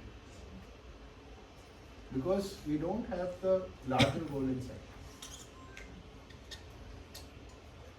So, but as Wait. You were saying? No, when I was trying to point out the same thing, that in the absence of the collective goal, like the question started that can the individual goal be in conflict with the collective goal? So what I'm understanding is the collective individual goal has to be a subset of the collective goal, or it has to derive from it. If it is not derived, then that individual goal also cannot be met. That same individual goal, whatever That is is that. exploitation. That ends up in exploitation. That ends up in exploitation, and that also is not met. Yeah. I mean, I think It's what a I'm trying misplaced to- goal. No, it is, even that goal is also not achieved. Okay. I mean, in some sense. Yeah. Yes. Yeah. I have a question. She wanted to say something. Yeah, Can we hear sure. her now? Yeah, sure. Let's say we identify larger collective goal of human Ah. and this individual identifies this goal. Now there are two more steps in it, Yes. right? Yeah. This step and this step doesn't get it as of now. But I need to see those steps, no? I need to identify the goals at those levels. Yes. So now, like if I am working in line with a larger goal of humanity, but when I go to my family, they don't get it. They say no, this doesn't. But do you get the goal of the family? You also can't miss out. You have to see the connection of the larger goal to the society's goal, to the family's goal, to the individual. You can't bypass these two steps. This also people have tried. All the activism is like this, no? We jump in for the whole humankind, ignoring our families and communities and things like that, and then we face the repercussions. Not sustainable. So until this 1, 2 is aligned, even if the entire, like that's the first piece of work, whatever amount of time it takes. Because First piece of work is identifying the larger goal. Then in light of it, society, in the light of it, family's goal, in the light of that, mine. Now we harmonize the living part. Harmony first arrives from the individual to the family, then family to the society, society to the human. So basically you're saying that identifying is top down, but the implementation is bottom down. Yes. So then, let him finish. So then my earlier example where let's say the family goal, like both of them identify the collective goal, like identification is done, but the implementation is that the individual know that family's current requirement is financial thing, and now individual can. It won't be anymore merely financial. Just for the implementation part, in this example, individual knows that family needs money, and individual also needs that to fulfill the family goal. I also need to be fulfilled at my individual level. So now, according to this, implementation should be that he should fulfill his goals first, and then contribute towards the family's goals. Then there is conflict. The family, either he like. Let me come to that table where we talk about these 4 levels, then we'll see. Somebody will start with saying something. I'm a little confused with this term collective goal. Does it mean the majority goal? No. So when you're talking about family goal of the family or the individual, if individual is not on board with that collective goal, then how is it the collective goal? So let me talk about it a little more. Then I'll come back to you. This question is on. My question is on. Anything on Okay, fine. I was just thinking that when there was the talk about the family having one goal, the collective goal, but the child did not want to be part of the collective goal, I was thinking to myself that one cannot create the common collective goal, because if you create it, then it's not the collective goal of the purpose for the. Definitely.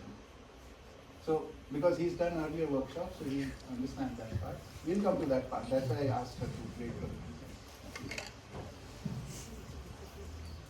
आगे के चलते हैं.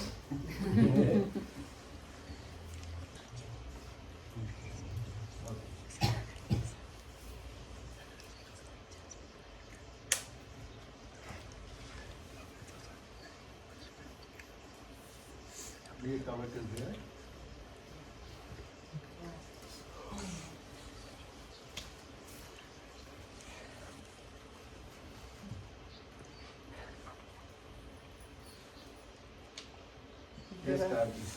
I'm just saying there's not gaps, there are huge holes. And gaps can be small.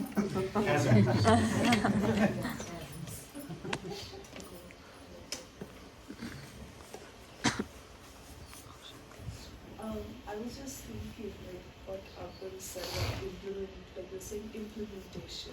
Yeah. It doesn't feel like as if it's a linear thing, like one happens and then the next happens and then like it doesn't feel like it can work like that. But you know you could like one step completes and then you go to Yeah. So you gain confidence on the first step, then you are good enough to start simultaneously working on the second step. So the first step won't be complete as such, but You would have certain amount of success to have the confidence this works. Therefore, you are applying it onto the larger system, then to the larger system. I also feel like, wouldn't there be like a back and forth? That is. Krishna, you want to add something? Yeah, I was just agreeing in the sense that we are always living as an individual, as a family member, as a member of society, as a member of this planet. We can't step out of any role at any point in time. That's always happening simultaneously. So even in our process of education and understanding, that won't change. But I think what does change is what our priority of evidencing is. Like, I'm still functioning at the level of society, but I know that first I'll be able to evidence my understanding first at the smaller scale, and then only will I be able to actually be able to fulfill completely at the next level. So I won't get so bothered because I know it's the next stage. I'm still living in society, but I won't get so bothered by, I'm not able to function so well as a citizen as yet. Because I know first I'll have to finish this step of family properly. When I'm good enough in that, then I will naturally become capable of prioritizing all my energy and learnings from the family and society as well. And then the larger one, and then the larger one. But we're still at the same time participating in all. So our participation at all the levels is omnipresent. That is never like I'm only as an individual, I'm only as a family member, I'm only as a society member. But when we are doing this alignment of our conduct according to the harmony, so the work starts at the smaller scale first, which is the first at our individual level. So once I get the hang of it, then I start doing it at the larger scale. That's all. There are also cases, examples where if, for example, the family collective goal does not get aligned with the personal goal, then the person chooses to, detach and make another family, and where, instead of trying to convince the family, spending the energy here, they would rather leave this and make another family or a group or a community and align with their collective goal. So I'll just explain what my understanding was, what the point was. What I observed is that, like, obviously we have to work at all levels at all times, but the best way is that first I'll be a happy individual, harmonious individual, then I'll be in a happy and harmonious family. Then only I'll be able to do justice to the other levels. Like, I'll be able to contribute to the collective humankind goals if I'm in a happy family, happy relationship, and like in a happy society. So that's what I mean. Anybody else want So to say? what Punjaji said, you agreed to that? You said yes, or you wanted to say no? Which part did she say? She said, If the personal goal do not align with, you're not able to align your personal goal with the collective goal, Yes. then the person has the choice to leave that family or leave that unit and join another community where, She said there are examples of this. So I said yes, there are examples of this. but is it no? Is it the right thing? So related to that only. So let's change the language. Is it the complete thing? Yeah. Is it? So that we all have to answer. Okay. I won't tell you what to do and what not to do in this workshop. Okay. I'll just tell you principles which I am looking at and which have helped me align myself. I'll only be talking about the principles. What you can do with it, because you understand your situations best. How can I tell you to do this or do that or not do this or not do that? But this is happening. This happens, right?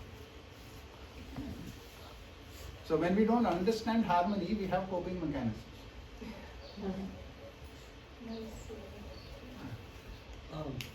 But yeah, the gist of this particular thing, what I'm thinking about from this slide is that understanding part has to be complete, and even for you to be, even you might not do any action on the existence level. Like yesterday we were watching the movie of stuff, and the understanding, if it was there, like okay, how does this particular thing works and how this particular thing will change. Whether we do the action part or not, it's a second step. So understanding part has to be complete from whole to parts, and the implementation part is a reverse thing. Although it might happen at all the levels, but implementation part. But then, if your understanding is there, you might not act on it based on the situation or based on this thing, but you know how it works. Is that what the summary of? Yeah. So more or less, you do what is possible for you to do. What is possible for you to do is a function of your level of awareness, and your awareness is a function of your understanding of things. Understanding is of the whole. So, when you are dealing with some issues, say at the individual level, if you are able to understand it, you will be able to address it. Otherwise, you will do something. The action will not be absent because you have to deal with the situation. So, the result will tell you whether you were in harmony or disharmony. Or your understanding was complete or incomplete. So, now we are basing a lot of things on this understanding, right? So somebody might say, are humans meant to understand? Can we understand the whole picture? This can be a question, right? What do you think? Yes. That's an agreement, so now give a reason. I think because we have the ability to understand, make decisions, and so therefore we can understand the system and how it So is some working. people say this whole thing of understanding is a privilege which comes from being born in certain kinds of families and in certain circumstances. Is that so? I don't know. I think so, because in certain remote areas where people may not have understanding about some particular thing, like maybe there's something coming at me and they don't even have a clueless and hence they get displaced. It's because of lack of understanding to some degree, right? So I think understanding is in some ways a privilege.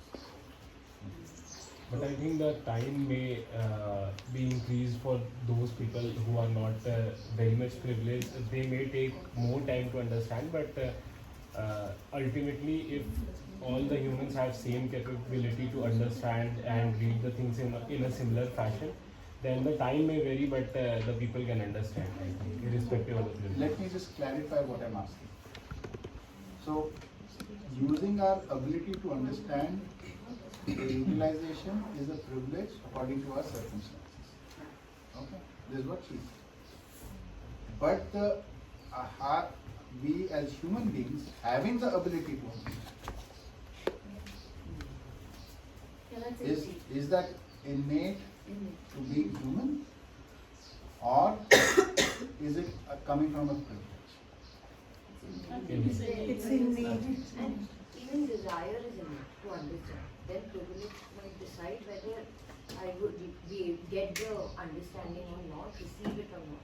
But Let's limit right now to this fact that we, by the virtue of the fact that we are human beings, we want to, go to that. Oh, you sit it back. Let's use the TV.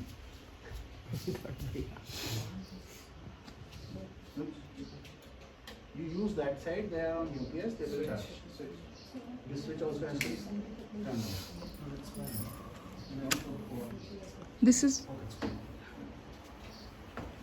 Hello.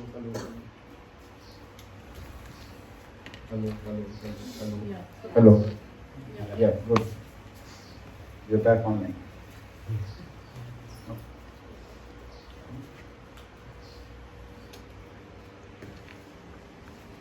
So we all are saying, or we are in agreement right now, that this ability to understand is inherent in us by the fact that we are human beings.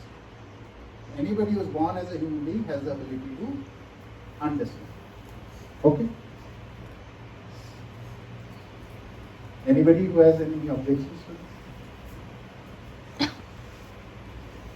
Okay. Now, if I were to say, since we have the ability to understand, then potentially every human being can understand. So, or before that, one more thing I have to say. What do we want to understand? What does a person want to understand? Other people. Other people. Situation. Anything else? Whatever they want to understand is what they will understand. So, whatever area of interest is that we have, we will understand that. And when we understand that, what happens? Huh? So, but what about the understanding faculty, the faculty of understanding? What happens with that? It becomes dormant. Now it starts to try and understand other things. The next thing, and the next thing, so the next thing. Basing on this, can we say that we want to understand everything? Right now, there are some immediate things that I need to understand. Now assume that you understood this. What will happen? You want to understand the next level. Now you understood the next level, you will want to understand it. So this process will continue either forever or we reach some point of completion. There are two possibilities. Right? Understanding can go on forever. If there won't be any end of understanding. Whatever we understand, there will be something beyond it that we have to understand, and beyond it, and beyond it, and beyond it. That is one way of looking at it. The other is, there is a fulfillment point where we can understand things completely. These are the two possibilities. So which one is it? What is the basis of saying the second one? Or the first one? We need to have a reason for it. I didn't understand the second point. First point is that there will always be something more to understand. The first point is, the second point is that there will be some, we can keep understanding, and there will be a point where our understanding is complete. Now our faculty of understanding is fulfilled. So, like, second point is question. Like, is that I'm asking which of these two do you think is a possibility? First one or the second one? I think first one. Beyond every understanding, you need to understand something else. Something else comes up And what is the reason? You're saying that this will never end? It's a vast thing, no? So once you get into that change and try to do, and something else will definitely come up. Oh, I just remembered. So you have to understand that also. Yeah. Sorry. I just remembered we have mics now. Okay, so, yeah. Hello. Yeah. So you're saying because this is what we have seen till date, that we understand one thing, then there is something more to understand, and whatever we understand, there is something more to understand. That is on the basis of our current experience.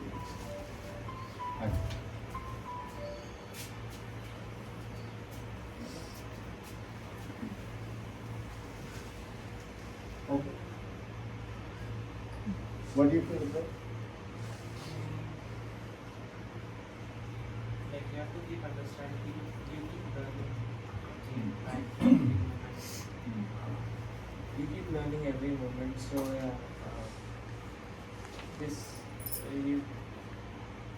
I don't think there's a complete point of where you understand everything. No. There's a very vast perspective. You look at the same dot but 360 odd angles, and our brain is not like that developed to look at all the angles and understand. There can be, but you have to train yourself so it will understand.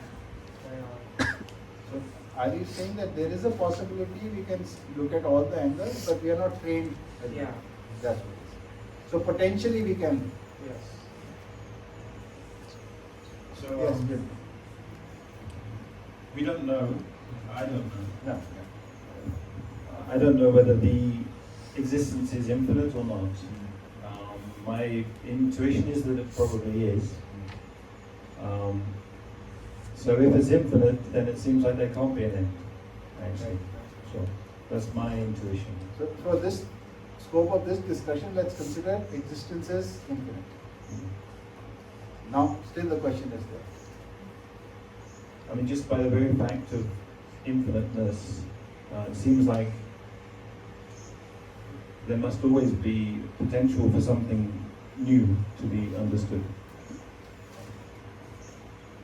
Got it, point.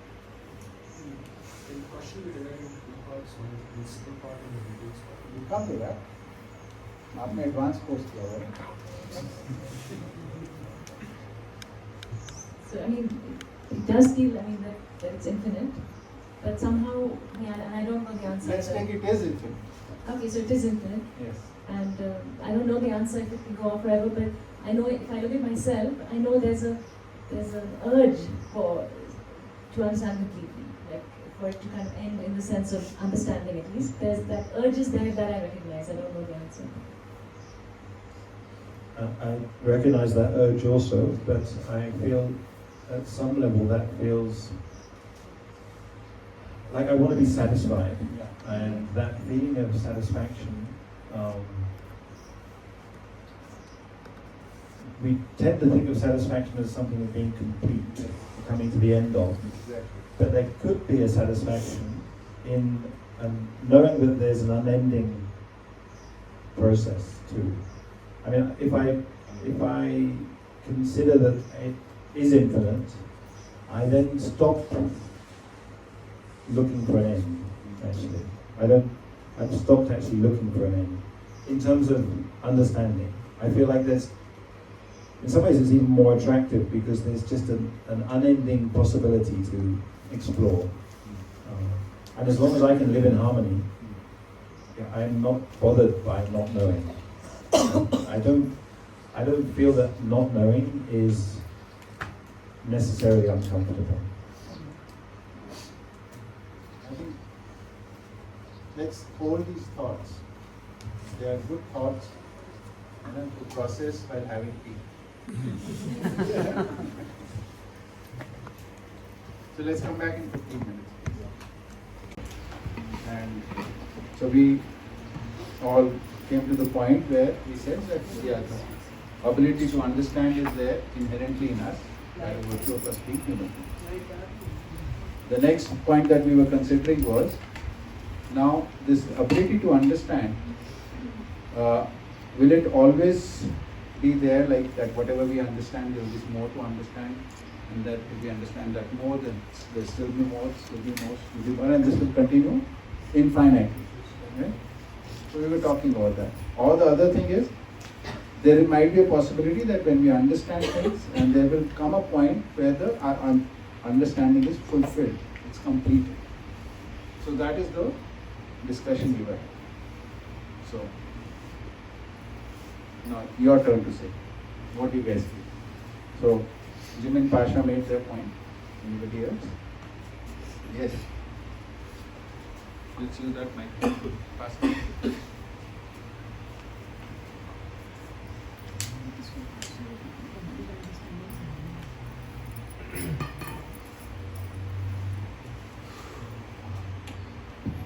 So from whatever I have understood and read, my understanding is that obviously the universe is infinite and there are like infinite things to understand, but they might be governed by the same first principles.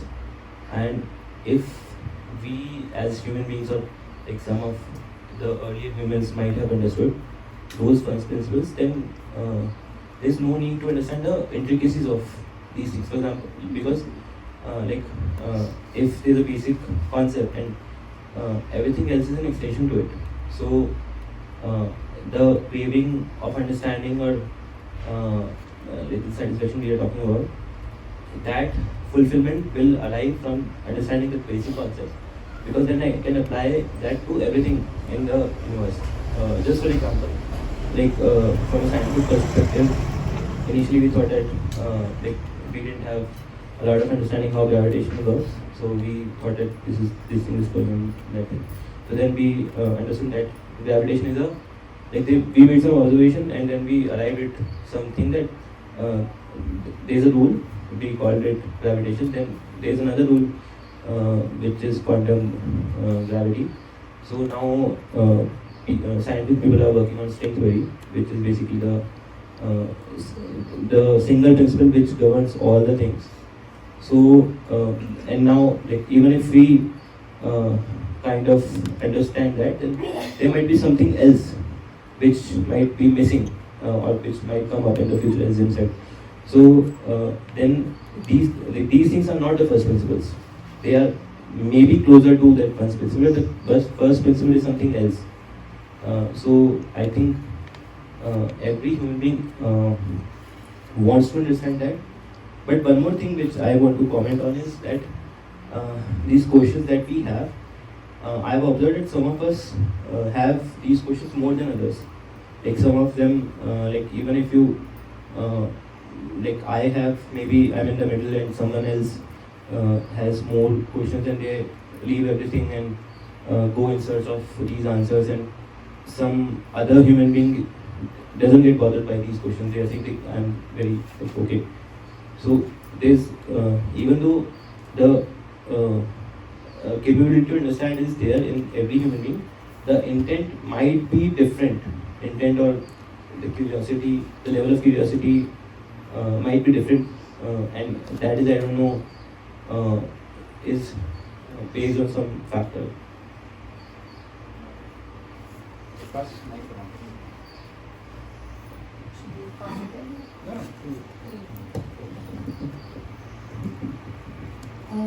My answer to your question is based on what I've observed in myself. One of the first moments in my life where I realized that I need not understand everything is when I couldn't understand how I till date don't conceptually understand how electricity works. I'm just being honest. And current लगने के बाद भी वो मतलब current लगा, but that thing, my dad is an electrical engineer, I mean that's the irony, but somehow it and that's when I realized that I'm not interested, and that's when I realized that everyone need not understand everything, and that's how this collaboration thing, no, like we acknowledge that so many things worked to make this breakfast happen, but maybe I don't understand many things, how it came about. So that was one, and other thing is like what he mentioned, sometimes some things when I really want to understand, हाथ धो के पीछे पड़ जाती हूँ, like I really want to go deep into it and I want to kind of really understand it and stuff like that. So for me, somewhere most of the answers for many questions in my head are linked to desire. Right. So when you have the desire to excel in something, or that something happens inside of you which makes you want to understand. Right. And the other question was about I think there are many things to understand, and to me in my head, though I don't understand the concept of infinity, it just feels like there are infinite number of things. And having said that, there are many times when I've realized that the satisfaction that sets into you when you understand something fully, at least in my head I feel I've understood something fully, and reaping the benefits of that understanding, and also being the ripple effect for having understood something. There's a lot of satisfaction and merit in that, about like if I know about, let's say, soap nut or a menstrual cup or whatever it may be, when I understand that, oh, this is the freedom that it can give you, and when I speak about it or share that understanding, so I see it as peaks and valleys. Yeah. When I'm in the valleys of having understood something, it's like I chill and like others get to know about it and whatever, and then I again set out on a peak of understanding something, and in that process there's a hermit mode involved and all of that. So I see it some way that way through personal experience. So both seem possible. Okay. Yeah. Fine. Anybody else?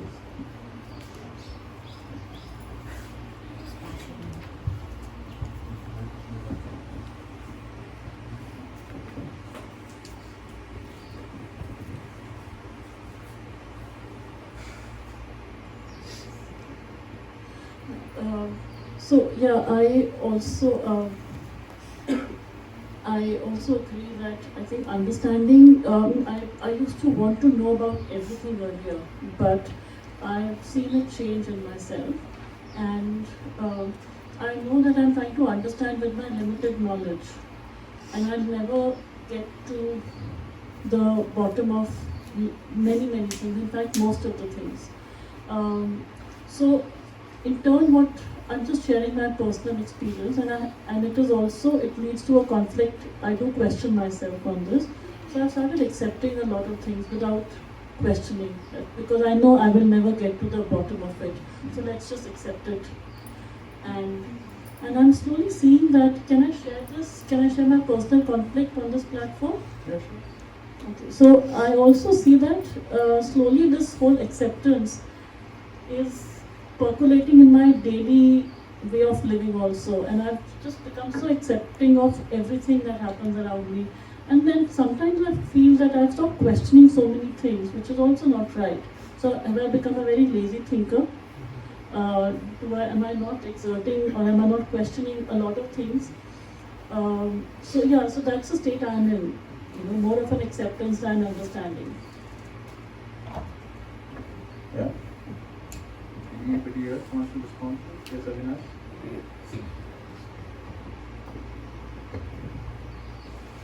Well, talking about this, I guess everybody do have this process of understanding in their life. Like as Rekha ji said that she doesn't know how she got an electric shock, but at some point of time, you might understand one thing, that if I touch that thing, I'll get an electric shock. I think that you understand. Yeah. So like rest of us too. Yeah, we have to understand. Like life is all about understanding. That's how we work. That's it. But I still don't know how electricity works. I'm not saying that the phenomena or yeah. Especially the last sentence that you It's said. about your interest. That if you want to go. My request to you, Avinash, when we are sharing, is we must leave other people's opinions out and talk about how we are looking at things. Okay. Right? So So when we say examples, we have these tendencies, and it's not a wrong tendency. But I'm saying it will be more useful in this workshop if you take out examples from your own life. Okay. That because the process is to observe yourself. Your I thoughts. just can relate it. I understand. From So the person. you bring in examples from yourself. Okay. Yeah. Yeah, please. Pass the mic.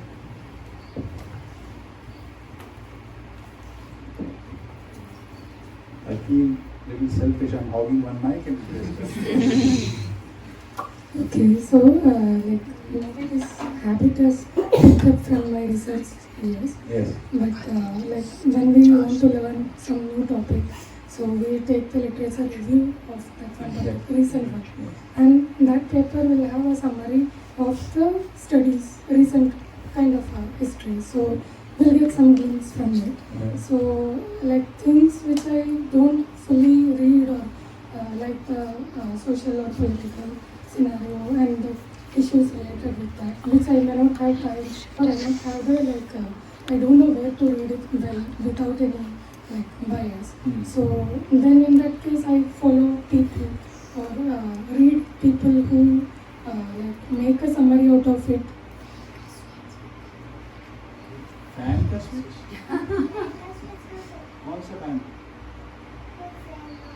एक fan इधर है, एक fan इधर है, आपको of करना on करना है, या यहाँ के फैन की बात नहीं कर रहा।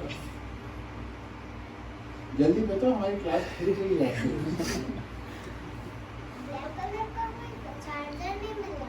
वो सम्मा का सेंटर किसी ने आपको नहीं बैटरी चाहिए थी। नहीं बेटा, वो बैटरी चाहिए थी आपको, उसके लिए बैटरी चाहिए थी। किसने भेजा? मोहम्मद ने भेजा ना? हाँ।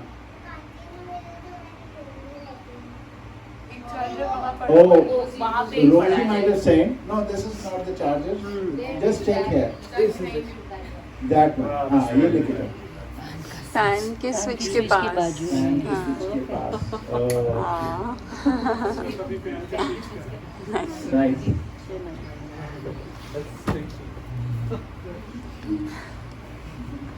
Okay. Yeah. Sorry. Yeah. So, what I was telling, so when I don't have the access to the actual things to read or truly understand the topic, so then I follow or read people who summarize, and in that case there are many options. So over time, the people whom I have listened to have changed. So there is a question of whom to trust fully, but in more, I think some 70% it will work. We can listen to people who can simplify it for us and present it. So then it is easier. And even there, we have to, I think it's a problem for me also. Still, I will feel a question mark. So where to 100% know something is a question, but more or less it works. Yeah. Okay.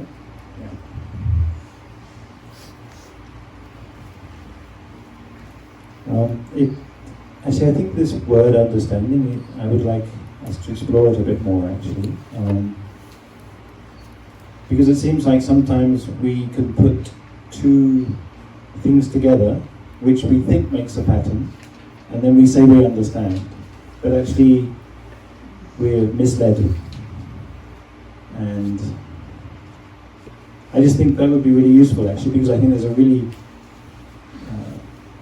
important kind of fulcrum point there, that if you actually understand in the right way, it's a very different from understanding in the wrong way.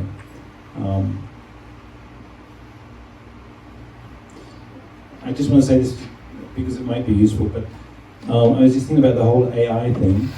With AI, a lot of people think that the AI is understanding, but actually all it's doing is looking for patterns. And yeah, so I think there's something really important there actually, that if we can distinguish between the two, there's a key point there. Yeah.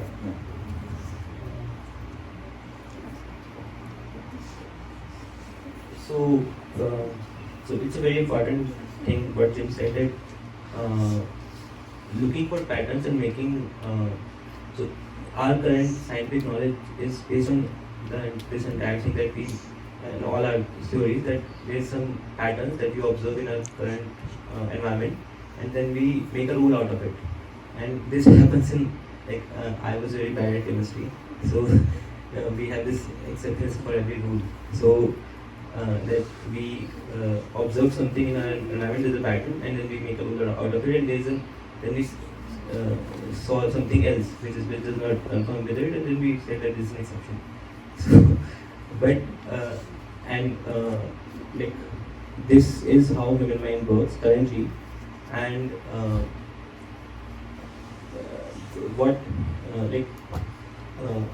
for me, what I meant earlier was the first principle was that on the one hand, science is trying to figure out things this way, which is obviously not working, because they are coming up with every string theory and something else. And working to a certain extent, not completely. Yeah, because they are just trying to observe patterns in the visible environment, and obviously, as we said, it in universe is infinite, so we cannot observe everything. We cannot only make to observe everything. So earlier we observed gravity, Newtonian gravity. Then we observed the subatomic universe, and then we came out with something else. So this is obviously not working, this methodology. So then something else should work.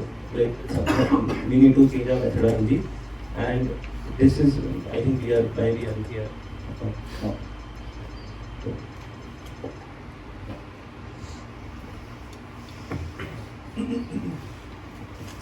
So, I just want to continue on the Jill's point. How do we know that there is a right understanding or a wrong understanding? Like, if you can really see that, okay, how do we define whether it is science or spirituality or anything of that sort?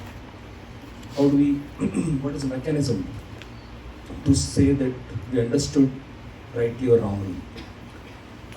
One answer which comes out is like, okay, one probably thought is that, okay, whether it leads to harmony or not. But if I really see the human life, like I might have an illusion that I have a right understanding. The result of that comes probably 20 years down the line, where it causes disharmony. So 20 years, we just living in that particular bubble, thinking that my understanding was complete. And in some cases, it might be one lifetime gone.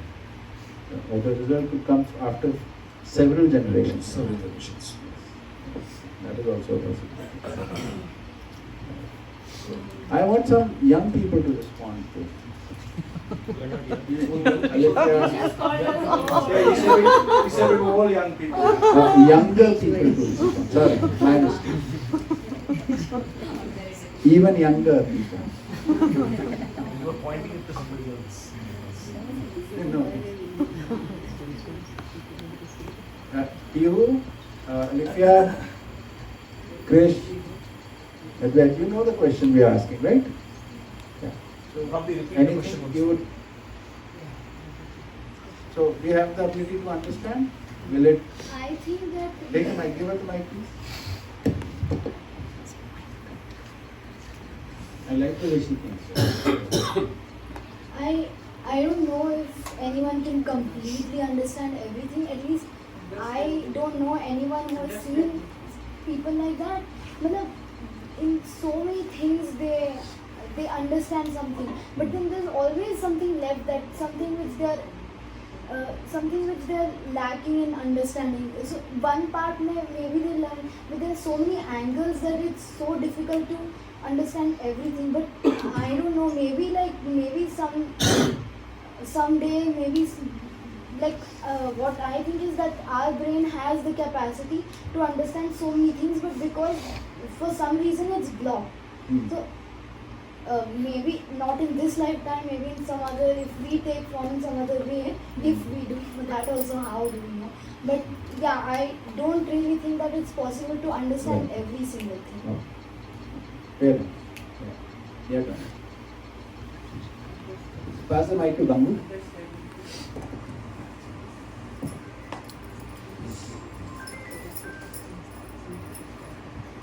So I was thinking that maybe it's not possible to understand everything, but it's possible to understand enough to evaluate everything, meaning that you can't necessarily understand all the millions of things that go on, but if the thing that you want to evaluate, one of those million things, comes in front of you, then you can sit, you can think about it, and then you have the understanding to evaluate it. You don't need to necessarily evaluate everything that's there, but if you just evaluate what's in front of you and what you need to evaluate, you can understand everything. Like, for instance, I play chess a lot, and in chess there are millions of different positions. Now, I don't know what to do in every million positions. I can't know all the combinations, but if one position comes in front of me, I can sit, I can evaluate it, and I can make the best move based on my understanding of chess. So maybe it's not that you understand everything, it's that if you can understand enough to evaluate everything in front of you, that might be enough understanding to continue. Yeah. So maybe I'm expanding what Gangu said, but what I have experienced is that when I pursued medicine, I thought it will give me more understanding. But my understanding was very different from the people who were in the medicine. So I don't know, people don't approve of my understanding there in so many ways, they give some other reasons. But then my journey for exploring didn't stop. And I found that everything, every matter, when you enter into anything, it's a word in itself. example, atom. Yeah. Example, basketry. There's infinite possibilities in each and everything. So I think we can just understand that we cannot have full understanding. To have that understanding that's it's beyond our understanding is also an understanding. So that has given me some relief. But we can keep on exploring till our interests are there, as Vika said, till our desires are there. But when we reach to some point where satisfaction is there, but there is still to explore that thing. Right. So this also, I'll remind what Pashwa said, and that's an important point was, and we need to look within ourselves whether we have that tendency also. She said, I have this need for the feeling fulfilled that I've understood, feeling satisfied that I've understood. So is that unique to her, or some of you also relate to that? I'll add that if sometimes I feel fulfilled and satisfied if I haven't understood the whole thing also. Like till to my need, whatever the need is there, and whatever the other things allow me to do, understanding of that thing to that extent. Yeah. I do explore and do that, and maybe that fulfillment goes away, and then I need to explore it more. Yeah. So that is also very not stable. That fulfillment is not stable. Sometimes with the same thing, I need to explore more. So you might feel fulfilled, but then when you're not fulfilled, then again you seek fulfillment. Yes. Right. Yes. So she pointed out that I have this need to be fulfilled. You are only when you're saying that it is true for you too. Okay. Yes, it is there. Like maybe It is there. So for you, it is there. Anybody else who has this need? Yes. Yes. For me, fulfillment is there in understanding. It's a long drawn process. Yeah. So in that process, I'm going to give you the example of exploring body mind. Right? So let's say I've gotten this much of understanding, and there's that much left.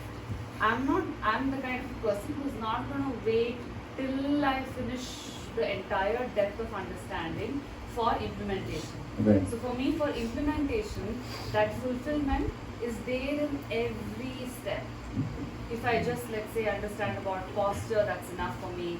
So it's like it's that sense of fulfillment is something that I feel personally for myself. It's been very useful to keep that as a constant. Yeah. That I'm not incomplete with the lack of understanding of anything. Like as an ignorant person right here, right now, my soul is complete. From there, it's all these understandings just add different layers to my, persona or myself or whatever. So it just keeps growing. So that sense of, that fulfillment for me is like very much just there. It's just But even to respond to that, I would say you shared that you had various stages of exploration. So you're going through something and you feel fulfilled, and then again something, some query, some desire which came in. Now I want to explore this. Then I want to explore this. So this is indicating that we have the desire to discover something, to find something, to understand something which fulfills us. That's all. It takes us further. Further. So it's already sitting on So the we can foundation of fulfillment. So we can extrapolate that there might be a stage Yeah. where we can come to a place where we say, okay, I'm good now. Yeah. We can extrapolate that. Yeah. Yeah, he's speaking after. I'll come to your after this. Sambhaavnaa. Sometimes.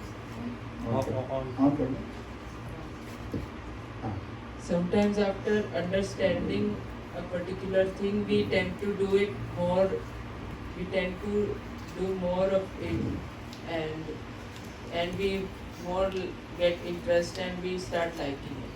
Yeah, that happens. Yes. But then there is also time like when we understand something and we do it a lot, then comes the time we say, no, we want something more than this. Yes. That also. Yes. Yeah. Yeah, pass it to Arpan. So I have a question which I kind of missed out earlier when I was listening. So about the evaluation part. So Jeevan Vidya stresses on जानने versus मानने का difference, right? And as I said, the science is trying to figure out things using the methodology of conventional understanding, like creating patterns, and then on the other hand, religion or let's say spirituality is trying to just saying things and say this is what it is, and you have to feel or experience it. Like you cannot comprehend it with your mind, like you with creating observing patterns out of it. Now, so even if I take something out of JV or any other school of thought, and like I understand something, how do I evaluate it? Because I only have my mind as my tool, and currently, like for me at least, I don't have any other methodology to evaluate things. I can only observe patterns around me, and there's only, as Gangu mentioned, there's only limited number of things that I can observe, and I cannot observe things, let's say on the subatomic level or on the existence level, or things like multiple things. So how do I evaluate a particular understanding, whether it's the correct understanding as Jeevan mentioned or not? So that's my question. Okay. So my one request is about this process is, let's keep the references, because a lot of you have done the workshops earlier, you studied some material of Jeevan Vidya, but even that let's keep outside this hall. Let's keep the conversations within the limits of what has been talked about in this particular workshop. Okay? Because otherwise it will become very complicated. For those who have not understood what is Janna Manna now, will be an issue. Further, sometime, then you will have common basis, then we have all these things, then we'll talk about them. Okay. So, but we will address this, we'll be going into details of why, what is observation, what do we observe. We'll just go into that. Okay. The limitation. Yes, I'm just listening from where all you are coming. This is an important exercise. Yeah. Just adding to what Arpan was saying. So, like when we say science, like any like figure, any frame to understand these steps. So, like science, when we compare science and other like religious methodologies, so science is always like there is no kind of failure actually. I say it because we can more logically correlate with science rather than any other methodology, because it's always open to grow. It's always searching for new tools, and it's always ready to accept it's wrong if it is found that later it is wrong. So like it's ever growing. So the same thing is for us. We also at one stage in life we will not, or we may not understand everything, and we might have understood wrong. So like we can grow the same way. So that framework, logical and common sense, like more involved. Like, I mean, we can think like how science is, and maybe science is more closer to what we should implement in life. Right. In fact, scientific methodology is a very strong thing and a very powerful thing, because what it does is it says you observe, and when you observe, you either observe the thing or deduce a principle which you propose as a hypothesis, and if this hypothesis is verified by others, then it is a fact or a theory. So that is the methodology that we will also be using. Because one person can be delusional. I might think that this is the principle, but if you all can verify something, then we can take it. This might be a fact, right? So we'll be using that methodology where I'm sharing my observations, my hypotheses as proposals, which you can verify. Yeah. So, I pass the mic to him.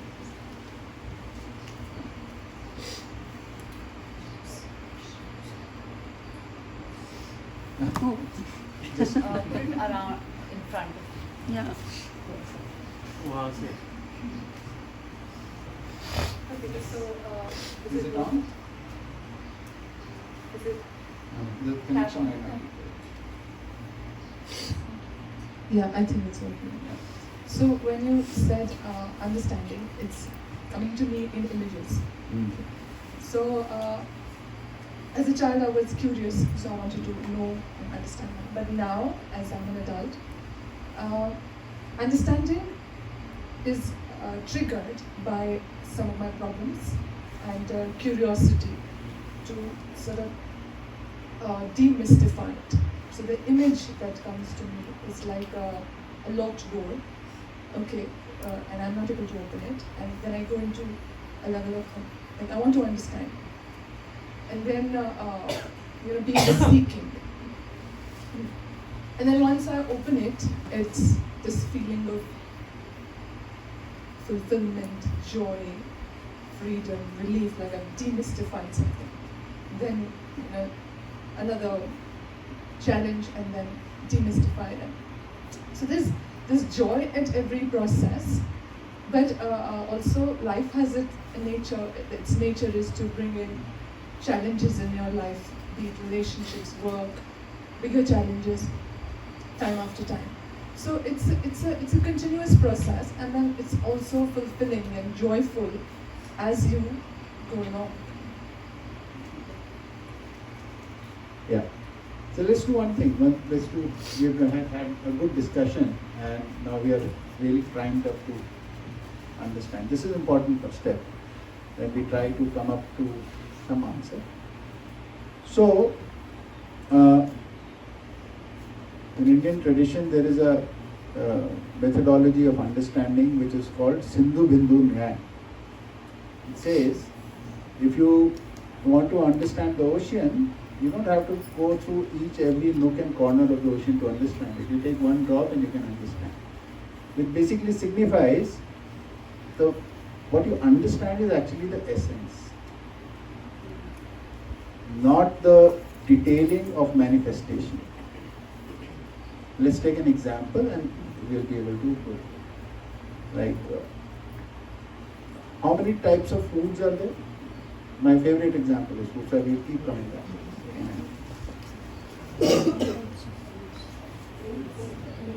Huh?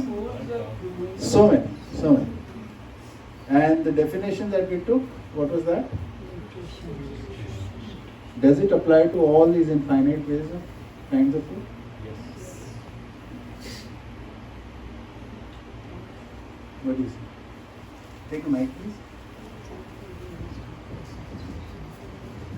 I mean, we also consider Lay's chips to be food nowadays. So I don't know. Let's use the definition.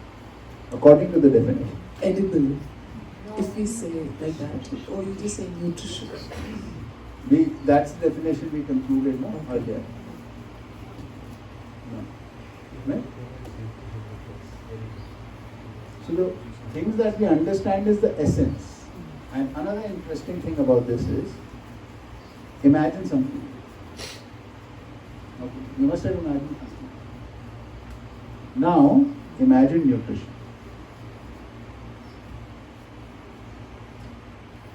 When we say imagine food, you'll have something, roti, chapati, sabji, dal. That's what I'm imagining. Maybe you're imagining other things. But when we say imagine nutrition, what do you visualize? Nutritious food.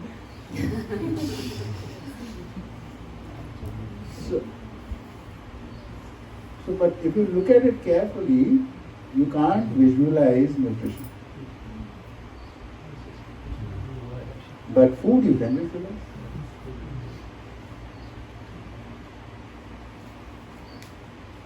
So if you are able to notice this, then I say this nutrition is actually the abstract part of the food. Which tangible parts you can visualize. But the abstract you can only understand.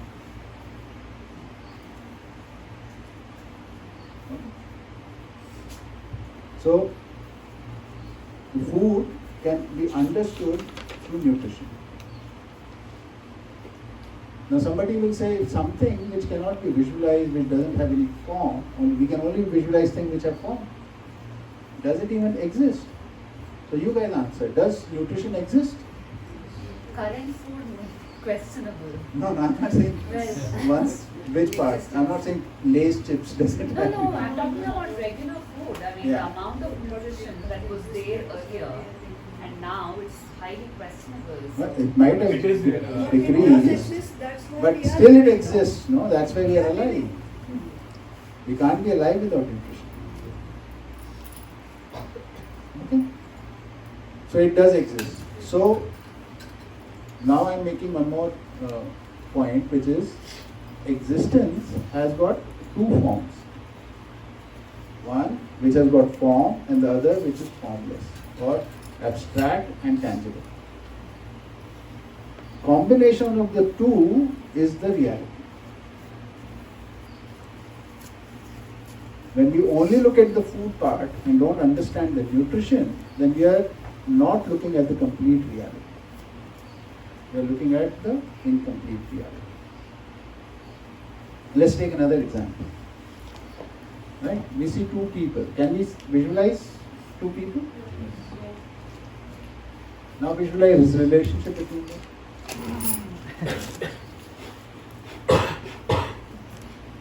Right? Now you take anything, there is a thing which defines that thing. So two people, when we say two people, relationship is what defines these two, their actions and everything. So say there is a parent and there is a child. There is again an abstract definition of what this relationship is. We take say spouse relationship, but there is an abstract definition of what that is. You cannot define these things through actions or anything which can be visualized. There are abstract concepts there. There are concepts there is which need to be understood. Then only can you define and live by them. This is what understanding is all about. So you understand essence. Essence is an abstract form, but it is there and it is in coexistence with the tangible form. So reality is coexistence of the abstract and the tangible. That's the complete reality. That needs to be understood. Okay. If we take one leaf from a tree, then we want to see what components it has. That means we want to observe. Observe through what? Through our senses or through our instruments. So you can spend many lifetimes just trying to understand the components of one leaf. But the essence of the leaf you can understand it. Okay? So when we are talking about understanding, we are talking about essence of things, not the detailing, not the manifested detailing of things.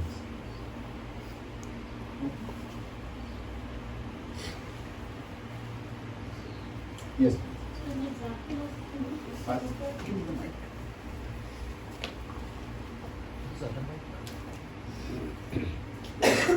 I'll arrange for the battery in the bin. Yeah, I think that's it. Yes. Example of food, if we see food It's as not on.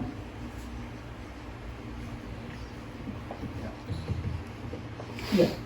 In the example of food, if we take food and the taste, so taste would be the essence, would that be the intangible? Nutrition is the essence. Taste is the impact of the item we put in our mouth, the biophysical chemical reaction which is taking place. And there is another factor in taste, whether we like it or not like it. Right? That is just our habit. But the essence of the food is in it, the nutrition itself.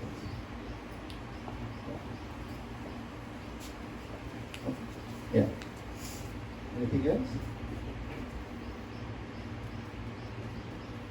So body is, you can visualize.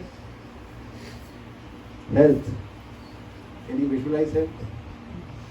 muscles. Lot of weight, less weight. Can't. She was saying she struggled with that a lot. Health is a concept because it's in harmony. Harmonies can't be visualized. It can only be understood. Nutrition is the harmony of the food and the body. Justice is the harmony of the relationship.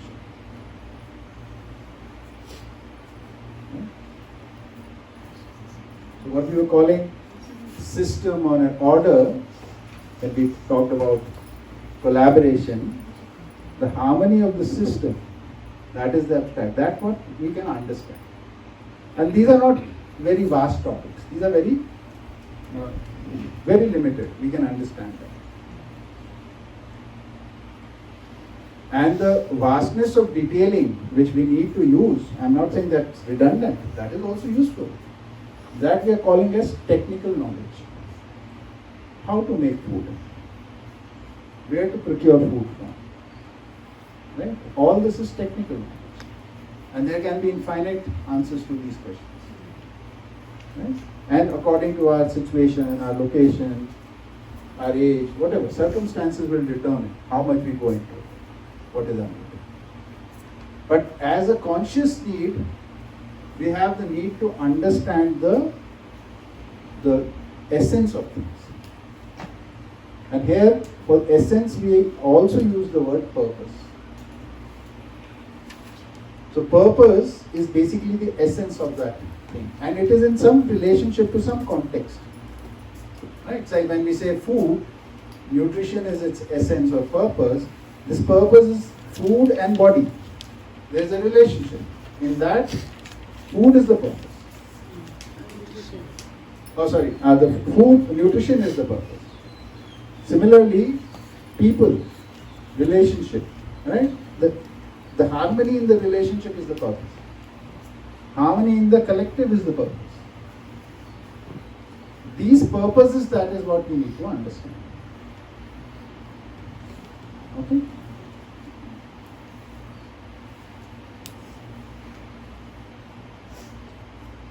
So, between two entities, there is a form and there is formless.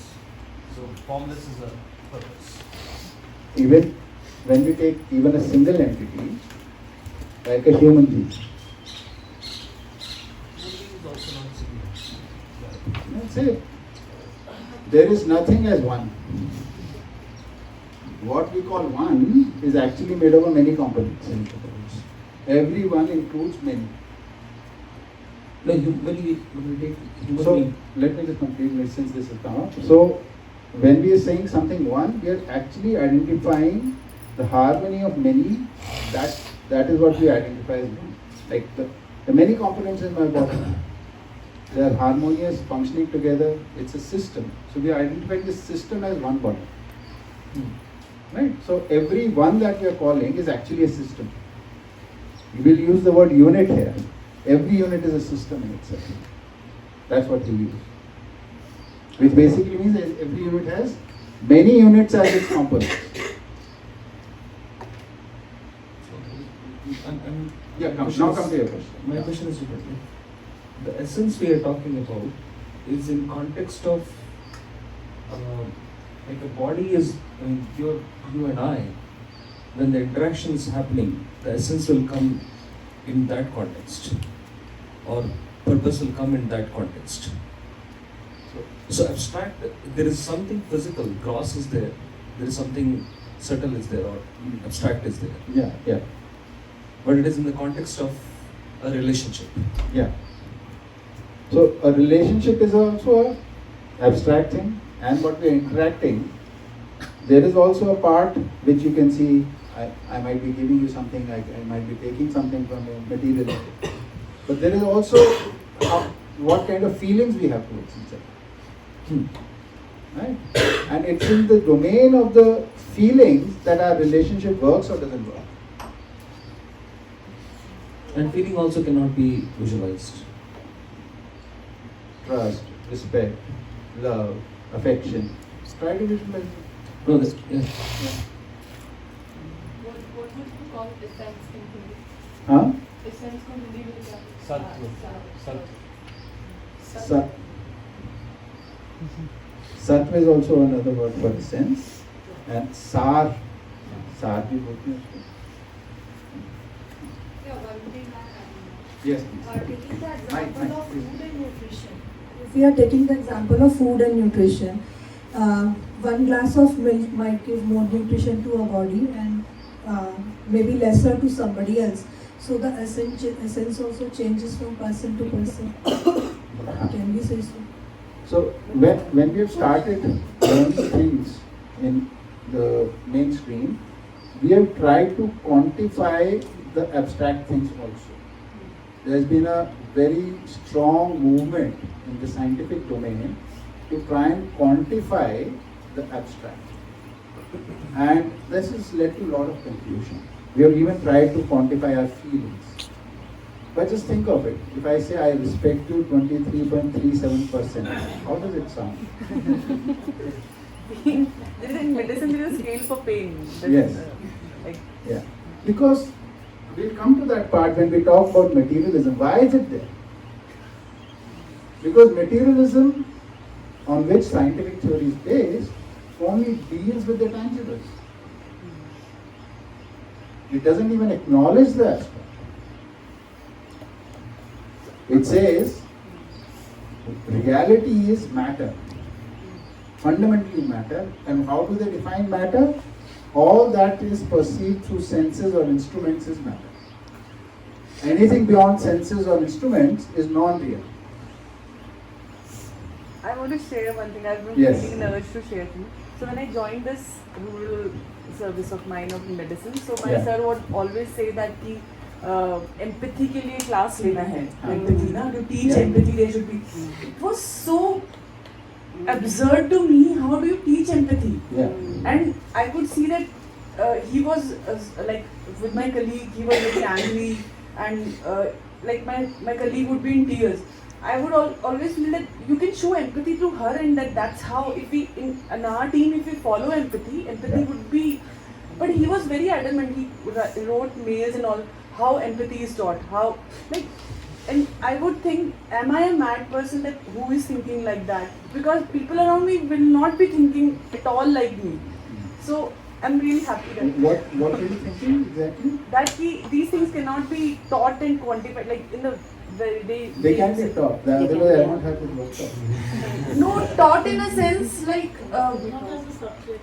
in a subject like. So it has a different methodology. The methodology of learning, and taught is the wrong word. Exactly. So learning abstract or the systems of abstract is a different methodology compared to the methodology of learning the tangible. I'll say one thing. If you would not have empathy towards us, Yes.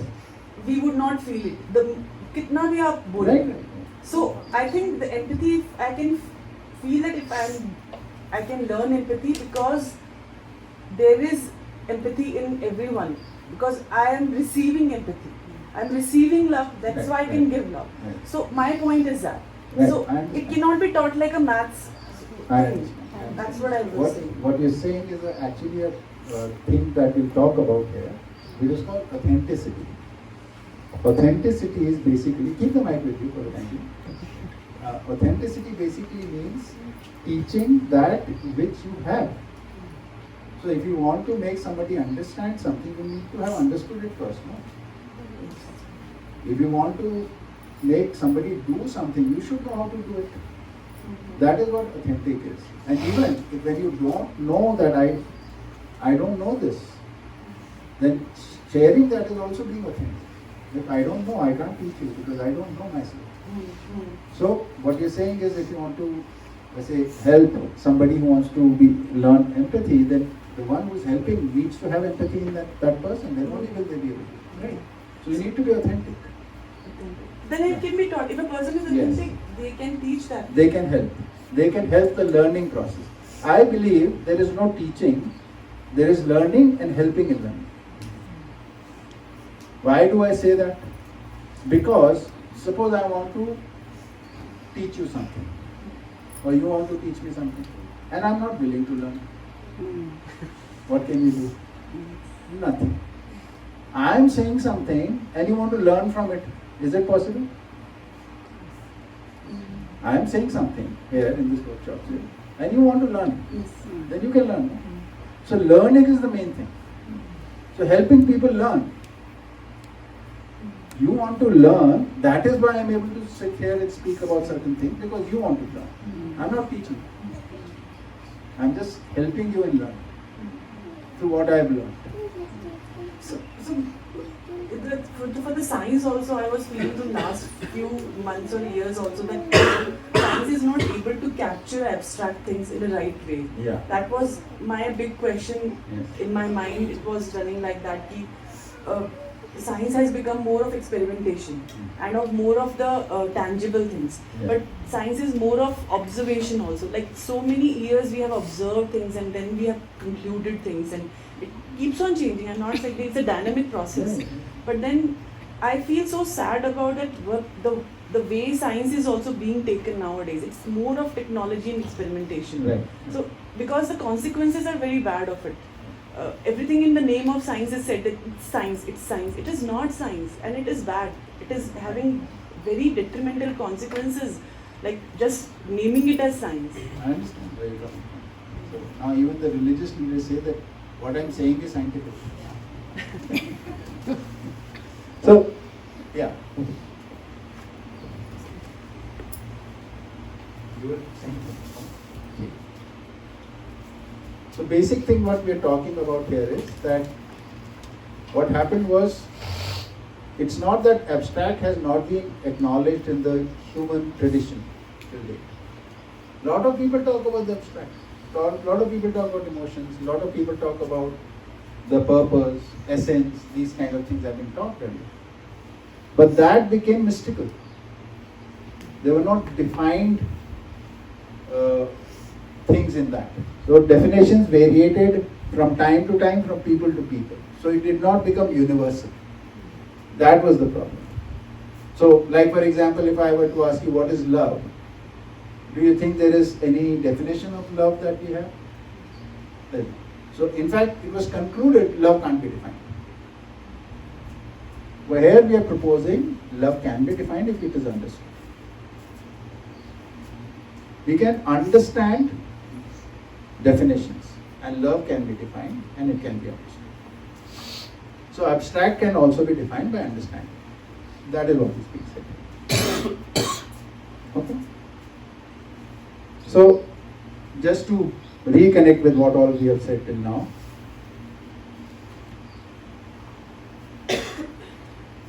We were talking in the earlier slide about agreement, acceptance, understanding, realization, evidence.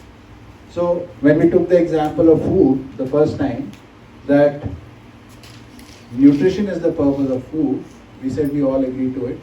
But when we had to eat it, at that time, when we are not aware of this thing, then we say we have not accepted it. We do agree with it. But acceptance is a further step. It is one more step ahead of agreement. Acceptance brings the implementation in your living. Whatever you accept, you implement into your life. Or if I were to say it in the reverse order, whatever you are living are your acceptances or your beliefs. Can you repeat that now? All that you're living are your beliefs and your acceptances. Now, the status of beliefs and acceptances, or let me use the word acceptance only, the status of our acceptance can be of two kinds. Acceptance without knowledge, acceptance with knowledge. These are the two states.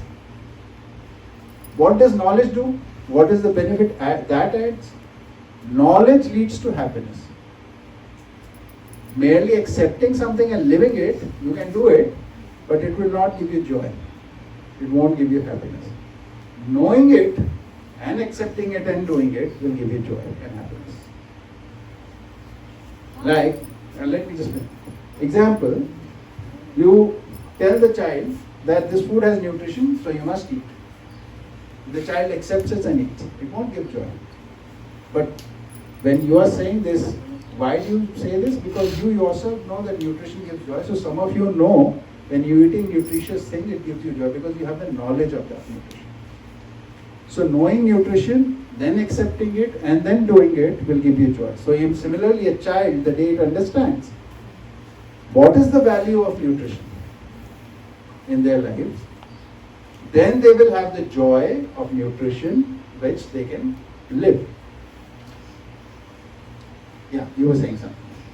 I don't understand how electricity works, but I enjoy electricity. So how will it, me knowing how it works, how will it make my enjoyment? So you enjoy the utility of electricity. Yeah. Oh, but the joy that comes from cracking that, like, understand about it, yeah. Yeah. Well, when you give, understanding will come before acceptance. huh? No, it can. What we are saying is, when we are learning, in the learning process, the first step is agreement. If you don't agree to it, why will you accept it?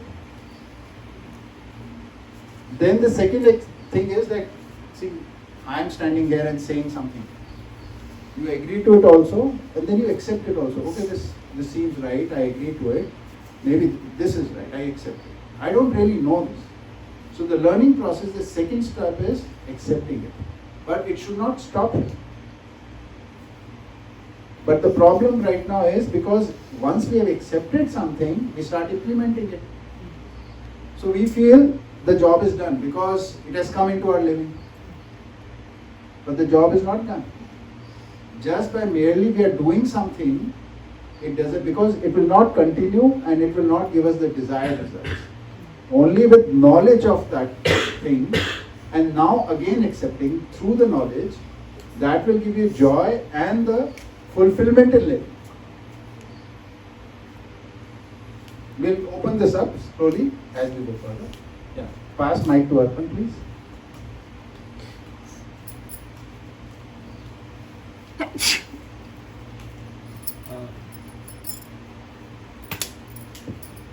So my question is, like this is the stage of how deep understanding is, and like for example, if I reach the last level, I'll be aware of that understanding the entire time. And if I'm only at the first level, I'll be fickle-minded. Like that thing will change. Like I'll not be very attached to or very like that understanding or that concept. So why does it happen in case of religion? Like for example, a lot of things like religion teaches us, and a lot, or let's say politics or something like that. So we just agree to that.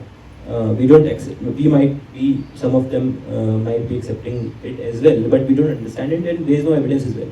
So why are human beings so aware of that whatever knowledge or something every time, and they so attached to it, like they are fighting wars and all these things happening?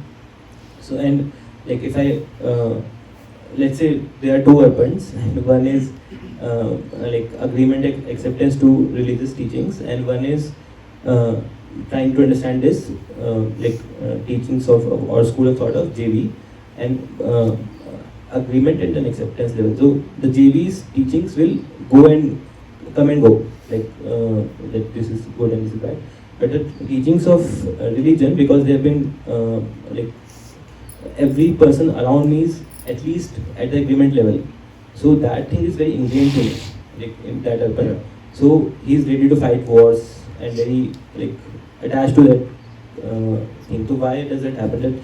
That does that mean that apart from that vertical level, there is a horizontal level, as that how many people agree to that particular knowledge around me, that also affects that thing? See, this is for understanding or learning process, right?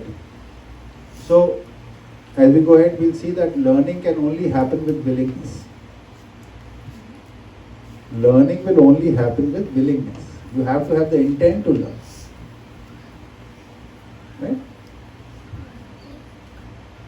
So when you have the intent to learn and you have a right evaluation method, whether I've learned or not learned, You might stop at agreement itself. I have learned. I know I can repeat it. You can hear the recording and say everything which has been said here. And you also agree to it. You don't have any logical conflict with it as such. Right? So you are in agreement with it. But is that understanding? And then you also start doing certain things.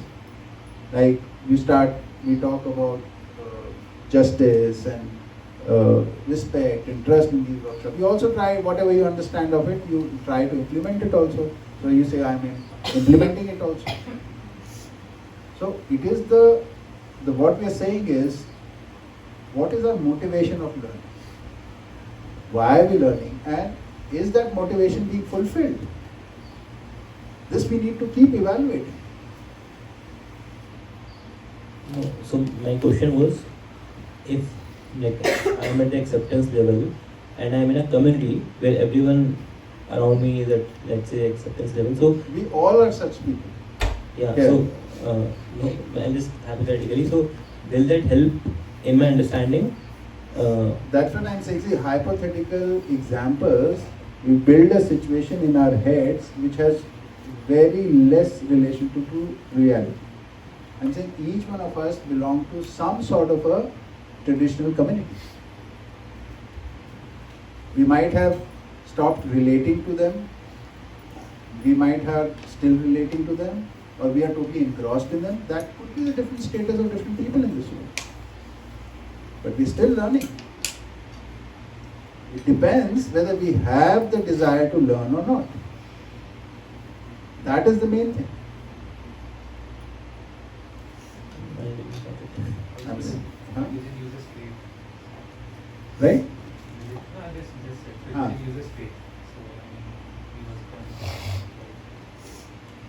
Comparing religion and Huh. the understanding.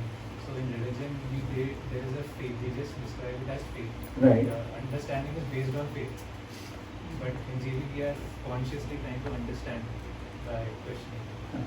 So what I'm saying is, all I'm trying to say here is, are you a learner or not? That is the question one has to answer first. So if you are a learner, what is your motivation for learning? That you need to identify. Once you identify that, you keep checking whether your motive is being fulfilled or not. So now, whatever background we are coming from, we all will belong to some faith, we might belong to some community, there might be practices, habits that we already have. But when we become learner and we go into that zone of learning, then we have to examine, are we fulfilling ourselves or not? Have we learned anything or not? Have we understood anything or not? That part we have to examine. I'm saying that is the thing which we have to focus on. Rest of the things they fall off. I have seen people coming from very fundamentalist backgrounds who are able to learn. I've seen people from very liberal backgrounds who have been able to learn. Rural backgrounds, urban backgrounds, literate, unliterate. It's never been an issue. It's the only thing which has made the difference is the desire to learn is there or it is not there. Let me reframe my question a bit. So, what I was trying to say that this is the path to understanding, right? Now, so after like the consequence of understanding a thing is that I'm aware of that thing every time, like all the time. So, if and it is joyful to me and to my surroundings. Yeah, it is joyful. But my point was कि if I am in a like if all the other people around me are trying to understand the same thing, does that help? One. Second is, if I am not in an environment where, for example, I am in an environment where people are agreement. Religion was an example. In religion, what happens is that like millions of people are in agreement with one particular thing, and even though they are not at the according to this level, they are not at the deep level of understanding. But because everyone else around them are in agreement with that thing, so they are aware of that thing like 99% of the time. So does that also help, like being with people around me who are also trying to understand the same thing. So that was my This is very clearly identified in the educational thing that environment is very helpful. Any conducive environment will be helpful. And Huh? non-conducive Will help. There is definitely there. But we have also seen that it might be very non-conducive environment. Still people have learned. That's how humankind has evolved. It's very difficult. It is difficult. That's not an issue. The class. Sorry. How do we go back to our homes? How do you go back to our homes, meaning? Basically. Oh, that's very stuck into that. So your home is traveling with you. Yeah, Krishna wants to respond.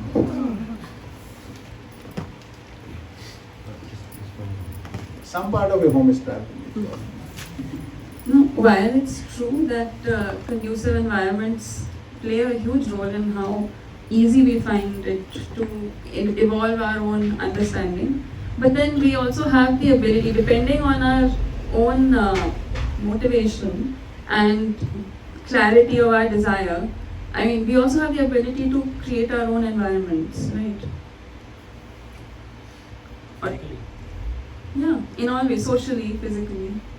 I mean, which doesn't mean that you quit your families and go out, but you can always take out time and hang out in groups, and we do that. So no, and within our families we can also as you already started to.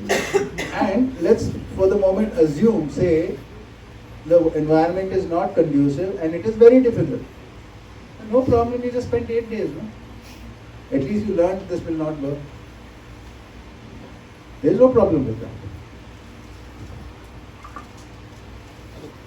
I just had an observation up and nice. I mean, how do you define a conducive or non-conducive environment? Like the people like who agrees with us or who are curious, are they or follow the same methodology? Is it a conducive environment? Because at the end of the day, every human being is looking for harmony. Now, the ways and methods or the principles on which he is operating, one is operating might be different. But at the end, he is looking for it. Harmony. So now the question is that the people, I mean specifically the blood relations, like the parents and all, no matter what, I mean talking about specifically the blood relations, no matter what, they are heavily invested in us. You know, I mean again, they might heavily invested in both the sides. Like one, they want to intrude as well as they want to see us happy. So we need to see how we, I mean, at times if somebody is opposing, becomes a non-conducive environment, or somebody is imposing, becomes a non-conducive environment. But I believe we should just define the conducive and non-conducive. Their society is. Yeah, society is. Yeah, I mean, the third part is the society. But in your circle of influence, I mean, we talked about the, I mean, the last, before we went for the tea break, the understanding part has to go till the complete understanding. Then the implementation starts, and implementation has to start from first you and then family and then society. What bothers us, and I can relate to you, okay, because that the society bothers a lot, but it comes after 6 steps, like 4 steps of understanding, and then 2 steps of individual implementation, then the family implementation, then the. I'm not saying it is like go in the steps, but it comes in the 7th, 6th or 7th bucket. Okay. The difficulty is there, no doubt, right? And sometimes it seems that it is too big.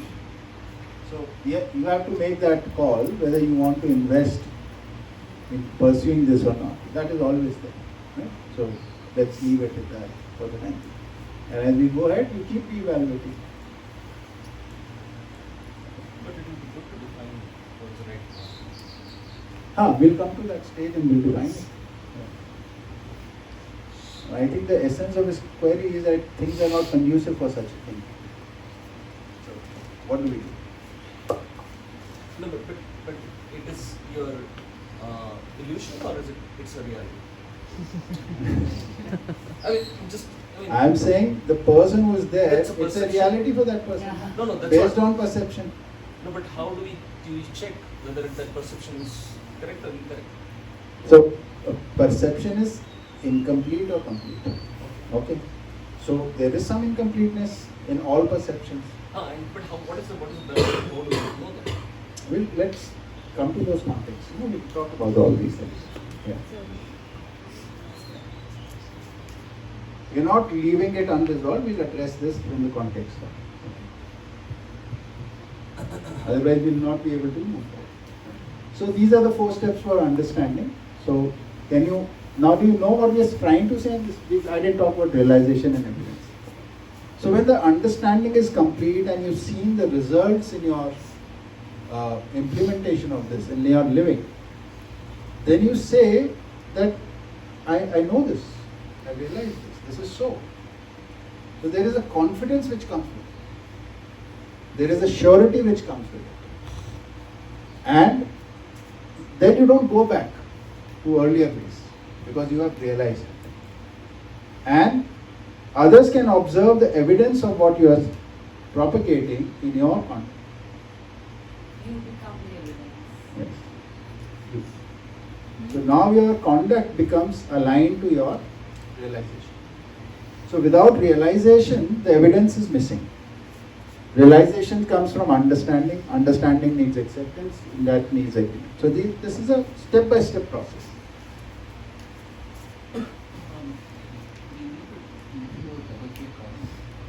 Each of these. Okay. In the sense that we talked briefly about we start with the agreement, then we accept that okay. So you can't hear. Sorry. I mean, you started that. I mean, at the proposal level, the agreement comes in whether I should listen to this particular. I think that's an agreement part, if I understand. Then whatever the proposal given, you accept it. Is that acceptance like okay? Is it correct? No, I'll tell you what it is. Now that you've asked that you want to expand on this, so in the language, when we are listening to it, say, if I were to ask you, I was to make a statement like, human behavior needs to be just. Are you in agreement with this statement? Needs To be just. Okay. So, what would you say? One of the expressions is can be just. So it can be unjust. For harmony. Yeah, maybe seeks to be. Huh? Seeks to be. What do we desire out of the situation? Harmony. And justice is a form of harmony. Okay. Do we desire that or not? Do we want that or not? Ideally. Yes. Are we able to do it? No. So I'm just saying, when I say in agreement, that means when you're listening to this language, it sounds right to you. That's what agreement is. Right? Then you asked a question, what does it mean? So because you thought I will not agree to it till the time I really understand, because it doesn't work out like this in real life. So then when I explain that, no, I'm just talking about the language as it is, and the implementation might happen, might not happen, that is a different thing altogether. So with that clarification, you agree to the language of it. Yes. Human relationships need to be just. Okay. Now suppose you accept this also. The immediate impact of accepting this, or the indication that you have accepted this, is you'll try to be just in your relationships. That this will become your goal in your relationships once you accept it. But despite it being your goal, you will not still be successful because you're not understood it. So you have to understand the dynamics of human beings and the context in which human beings are interacting. Without understanding that, this acceptance, mere acceptance will not lead to successful continuity of this. So sometimes you'll feel, yeah, I was able to be just. Sometimes you will know I'm not being just, or justice is taking place, it's not taking place. You'll not be sure.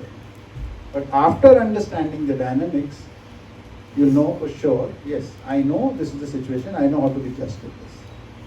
So that's how we are opening out all the 4 steps. Agreement, acceptance, understanding, and once you have understood, you started living, you realize that this is so, there is evidence in your living, now you become source for learning for others. Because they can see the evidence in you. So when you say there needs to be justice in relationship, then other person will first check your conduct. So if there is justice, they say, oh, this is how justice is. Okay, yeah, this needs to be. But if I am saying it and I am being unjust, then that statement will be followed. Right? So that is what evidence, final thing is evidence, the continuity of evidence in our living. That indication has to be there for others to learn from us. And for our continuous happiness also, that evidence is very important. Because at times we could just misinterpret, I am being just. A lot of times, there is a contest in relationship. No, I am being fair to you, but the other person feels, no, you're not being fair to me. Yeah. So that basically indicates there is, fairness is lacking there. Because fairness is a form of harmony. If the other person is not able to see the harmony, then it is not there. But could it be lack of awareness?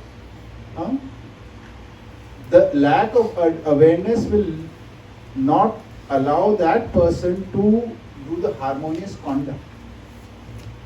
But if when you are doing the harmonious conduct, you will be able to accept it. Like for example, if I were to respect you or you were to respect me and I am the ignorant person, I will like that, no, that you are respecting me. I will not object to that. But can I respect you? Do I have the ability to respect you? That will be missing. But the respect which is flowing from you to me, I will be happy with that, always. But then in some time, in human relations, there is a concept of taking for Take the mic. Sometimes in human relations, there is a concept of, or let's say saying, taking for granted comes. So even if one person is doing justice, the other person is like not seeing it because he has not been in that situation where he has not been given justice. Like he is very habitual to it. He or she is not aware in justice, so is not inclined to do justice to others, right? To recognize as well. Why not? Recognition of what? So somebody, suppose whoever, the worst person, think of, if you respect them or trust them or have affection for them, they will object to that?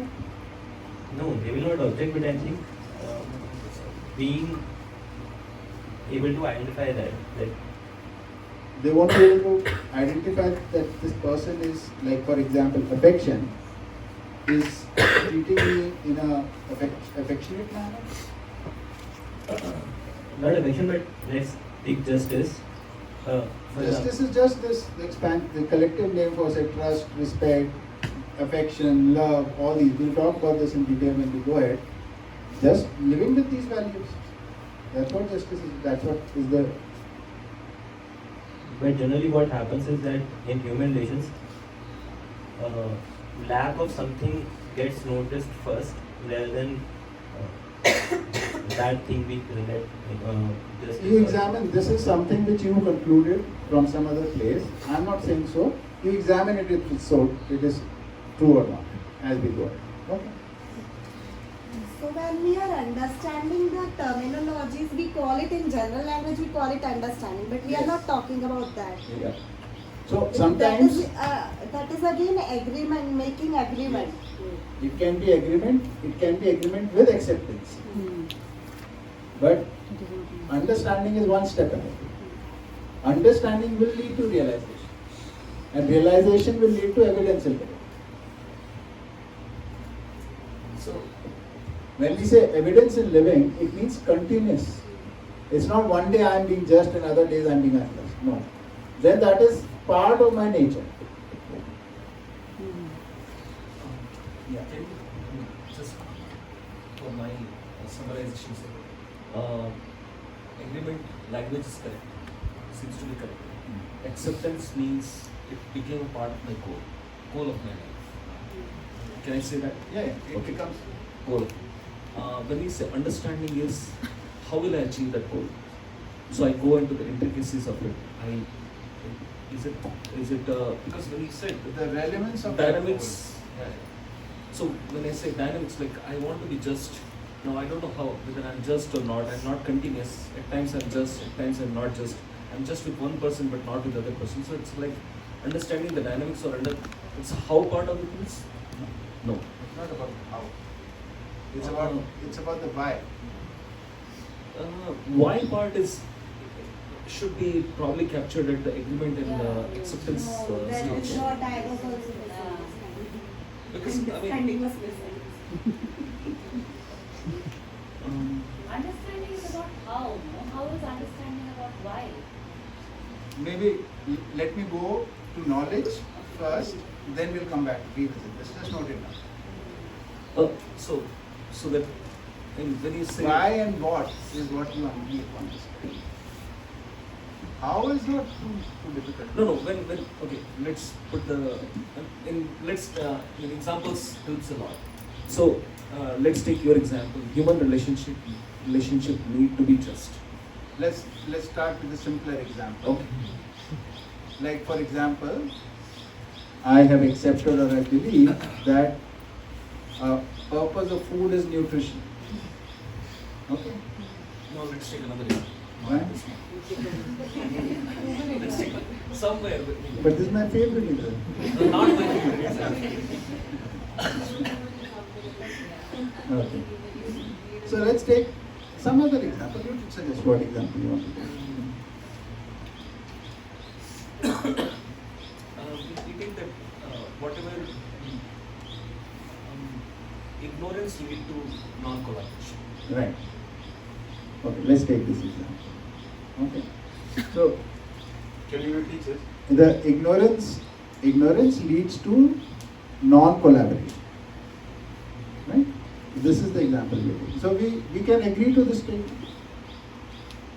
When we accept this statement, then we try to live by it, abide by it. Right? This principle. So what will we do? We'll try to be non-ignorant, or we'll try to be collaborative to establish that I'm not ignorant. Right? So I'll try to discover various ways of how to collaborate. Right? What is understanding? Understanding is seeing the relevance of this thing in the larger picture. With the larger picture. Why is knowledge needed? Lack of ignorance is, or lack of knowledge is ignorance. So ignorance leads to non-cooperation or non-collaboration. So knowledge will lead to collaboration. So what is this collaboration is needed, that we know how knowledge fits into this. So what is the larger picture? That this entity which we are calling human beings, they deal with knowledge. They become systematic only with knowledge. This is what we are going to discuss later. Okay. So this context with the larger picture, this connection with the larger picture is what understanding is about. Why is it? Yeah. Yes.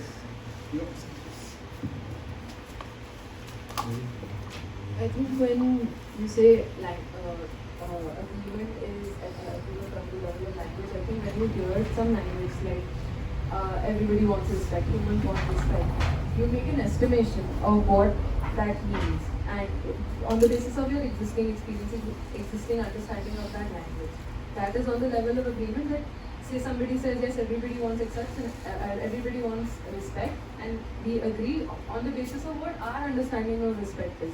So it's an estimation.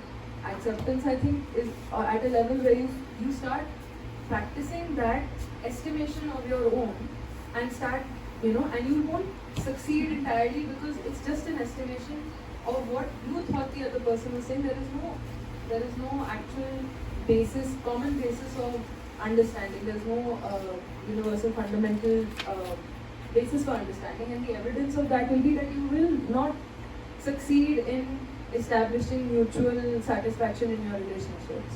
The understanding will happen when you keep questioning, because you're unsuccessful, you keep questioning it, you keep trying to understand principles of respect of relationships more until you understand the principles of how it functions, and the evidence for that will be that it will be consistent. You will be able to be respectful in every circumstance with every person. So, in the way at least I'm operating right now. Assume it's not needed. The people need it. Someone who can not. So, let's take example. Same example. Ignorance lead to non-cooperation.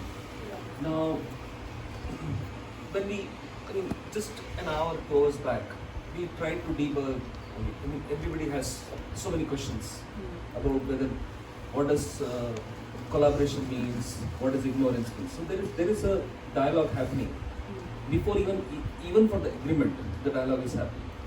Now, when I make something as a goal of my life, like whenever I am not collaborating, it means ignorance. That's how it will turn out. I really need to.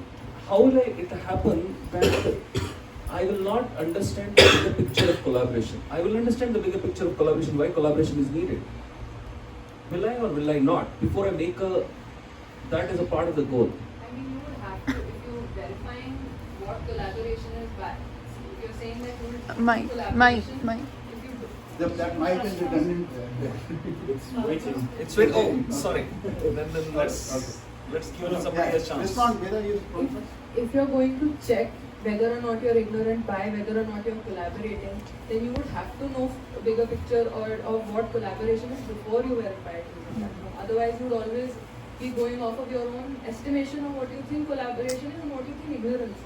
And what you think goal is.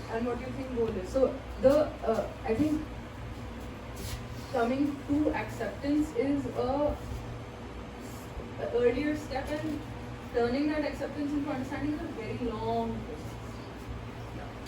process. Pooja wanted to say something. No, after she's been waiting for. I mean, I have the example of say my children when they were very young. They had no, like say, justice or respect. They had no idea what it was. They had no concept, no possibility even of mutual understanding of that. But if I could understand that and treat them like that, they would feel it. They would feel totally relaxed and happy in that. And if I didn't, or I could see that they're not feeling it, I would know that there's some error in my understanding and my ability to give them that respect and justice, which is there. So I feel it doesn't need the other. Like if you give it fully and without any error, then the other person does accept it. And like my children were a big example because there was no possibility even when they were very young to understand. Can I say Pooja. Jim is waiting for a long And actually I was waiting for Pashwa, but Wait just a moment. Yes. Controversial topic? No. It's a little off topic, but it's also very on topic, I think.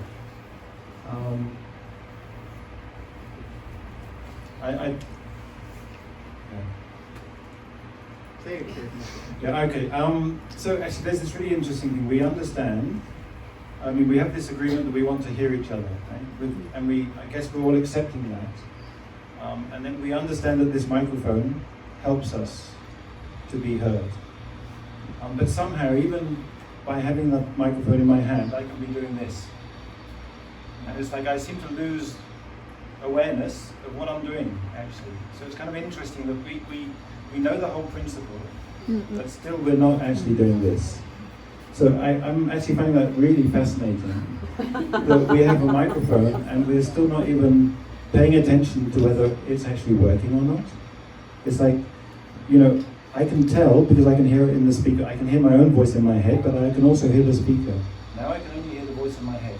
And am I not able to do both at the same time? So I just wonder what it is about us that can be so unaware that we're not actually, you know, we may have all the agreements, we may have the understandings, but we're still not even able to be aware to put it into practice.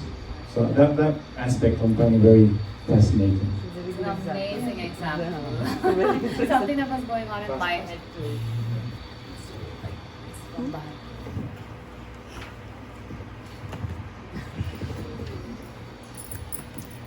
It's all for Just one minute. Okay. So when we say understanding, we are saying understanding brings in the awareness. So if the awareness is lacking, there is no understanding, or it is incomplete. Yeah. Yes. Yeah. So just going back to the point which I made earlier. So if I don't agree with something, but to avoid confrontation or to avoid disharmony and confrontation, I accept it. Even if I don't agree, I accept it. Then does the process stop there? Or it may not. So if I'm not in agreement, but I've accepted because it's almost, yeah, I mean, I've accepted because I don't want to get into any further discussions, or I don't want to avoid, or I want to avoid confrontation. Then There is some other acceptance which is more powerful than this one, which is making you agree, despite your disagreement, making you go along. There is some other reason, not only this. It's not limited to this. Right. That is. So you mean getting into understanding what is leading me to do what I'm doing.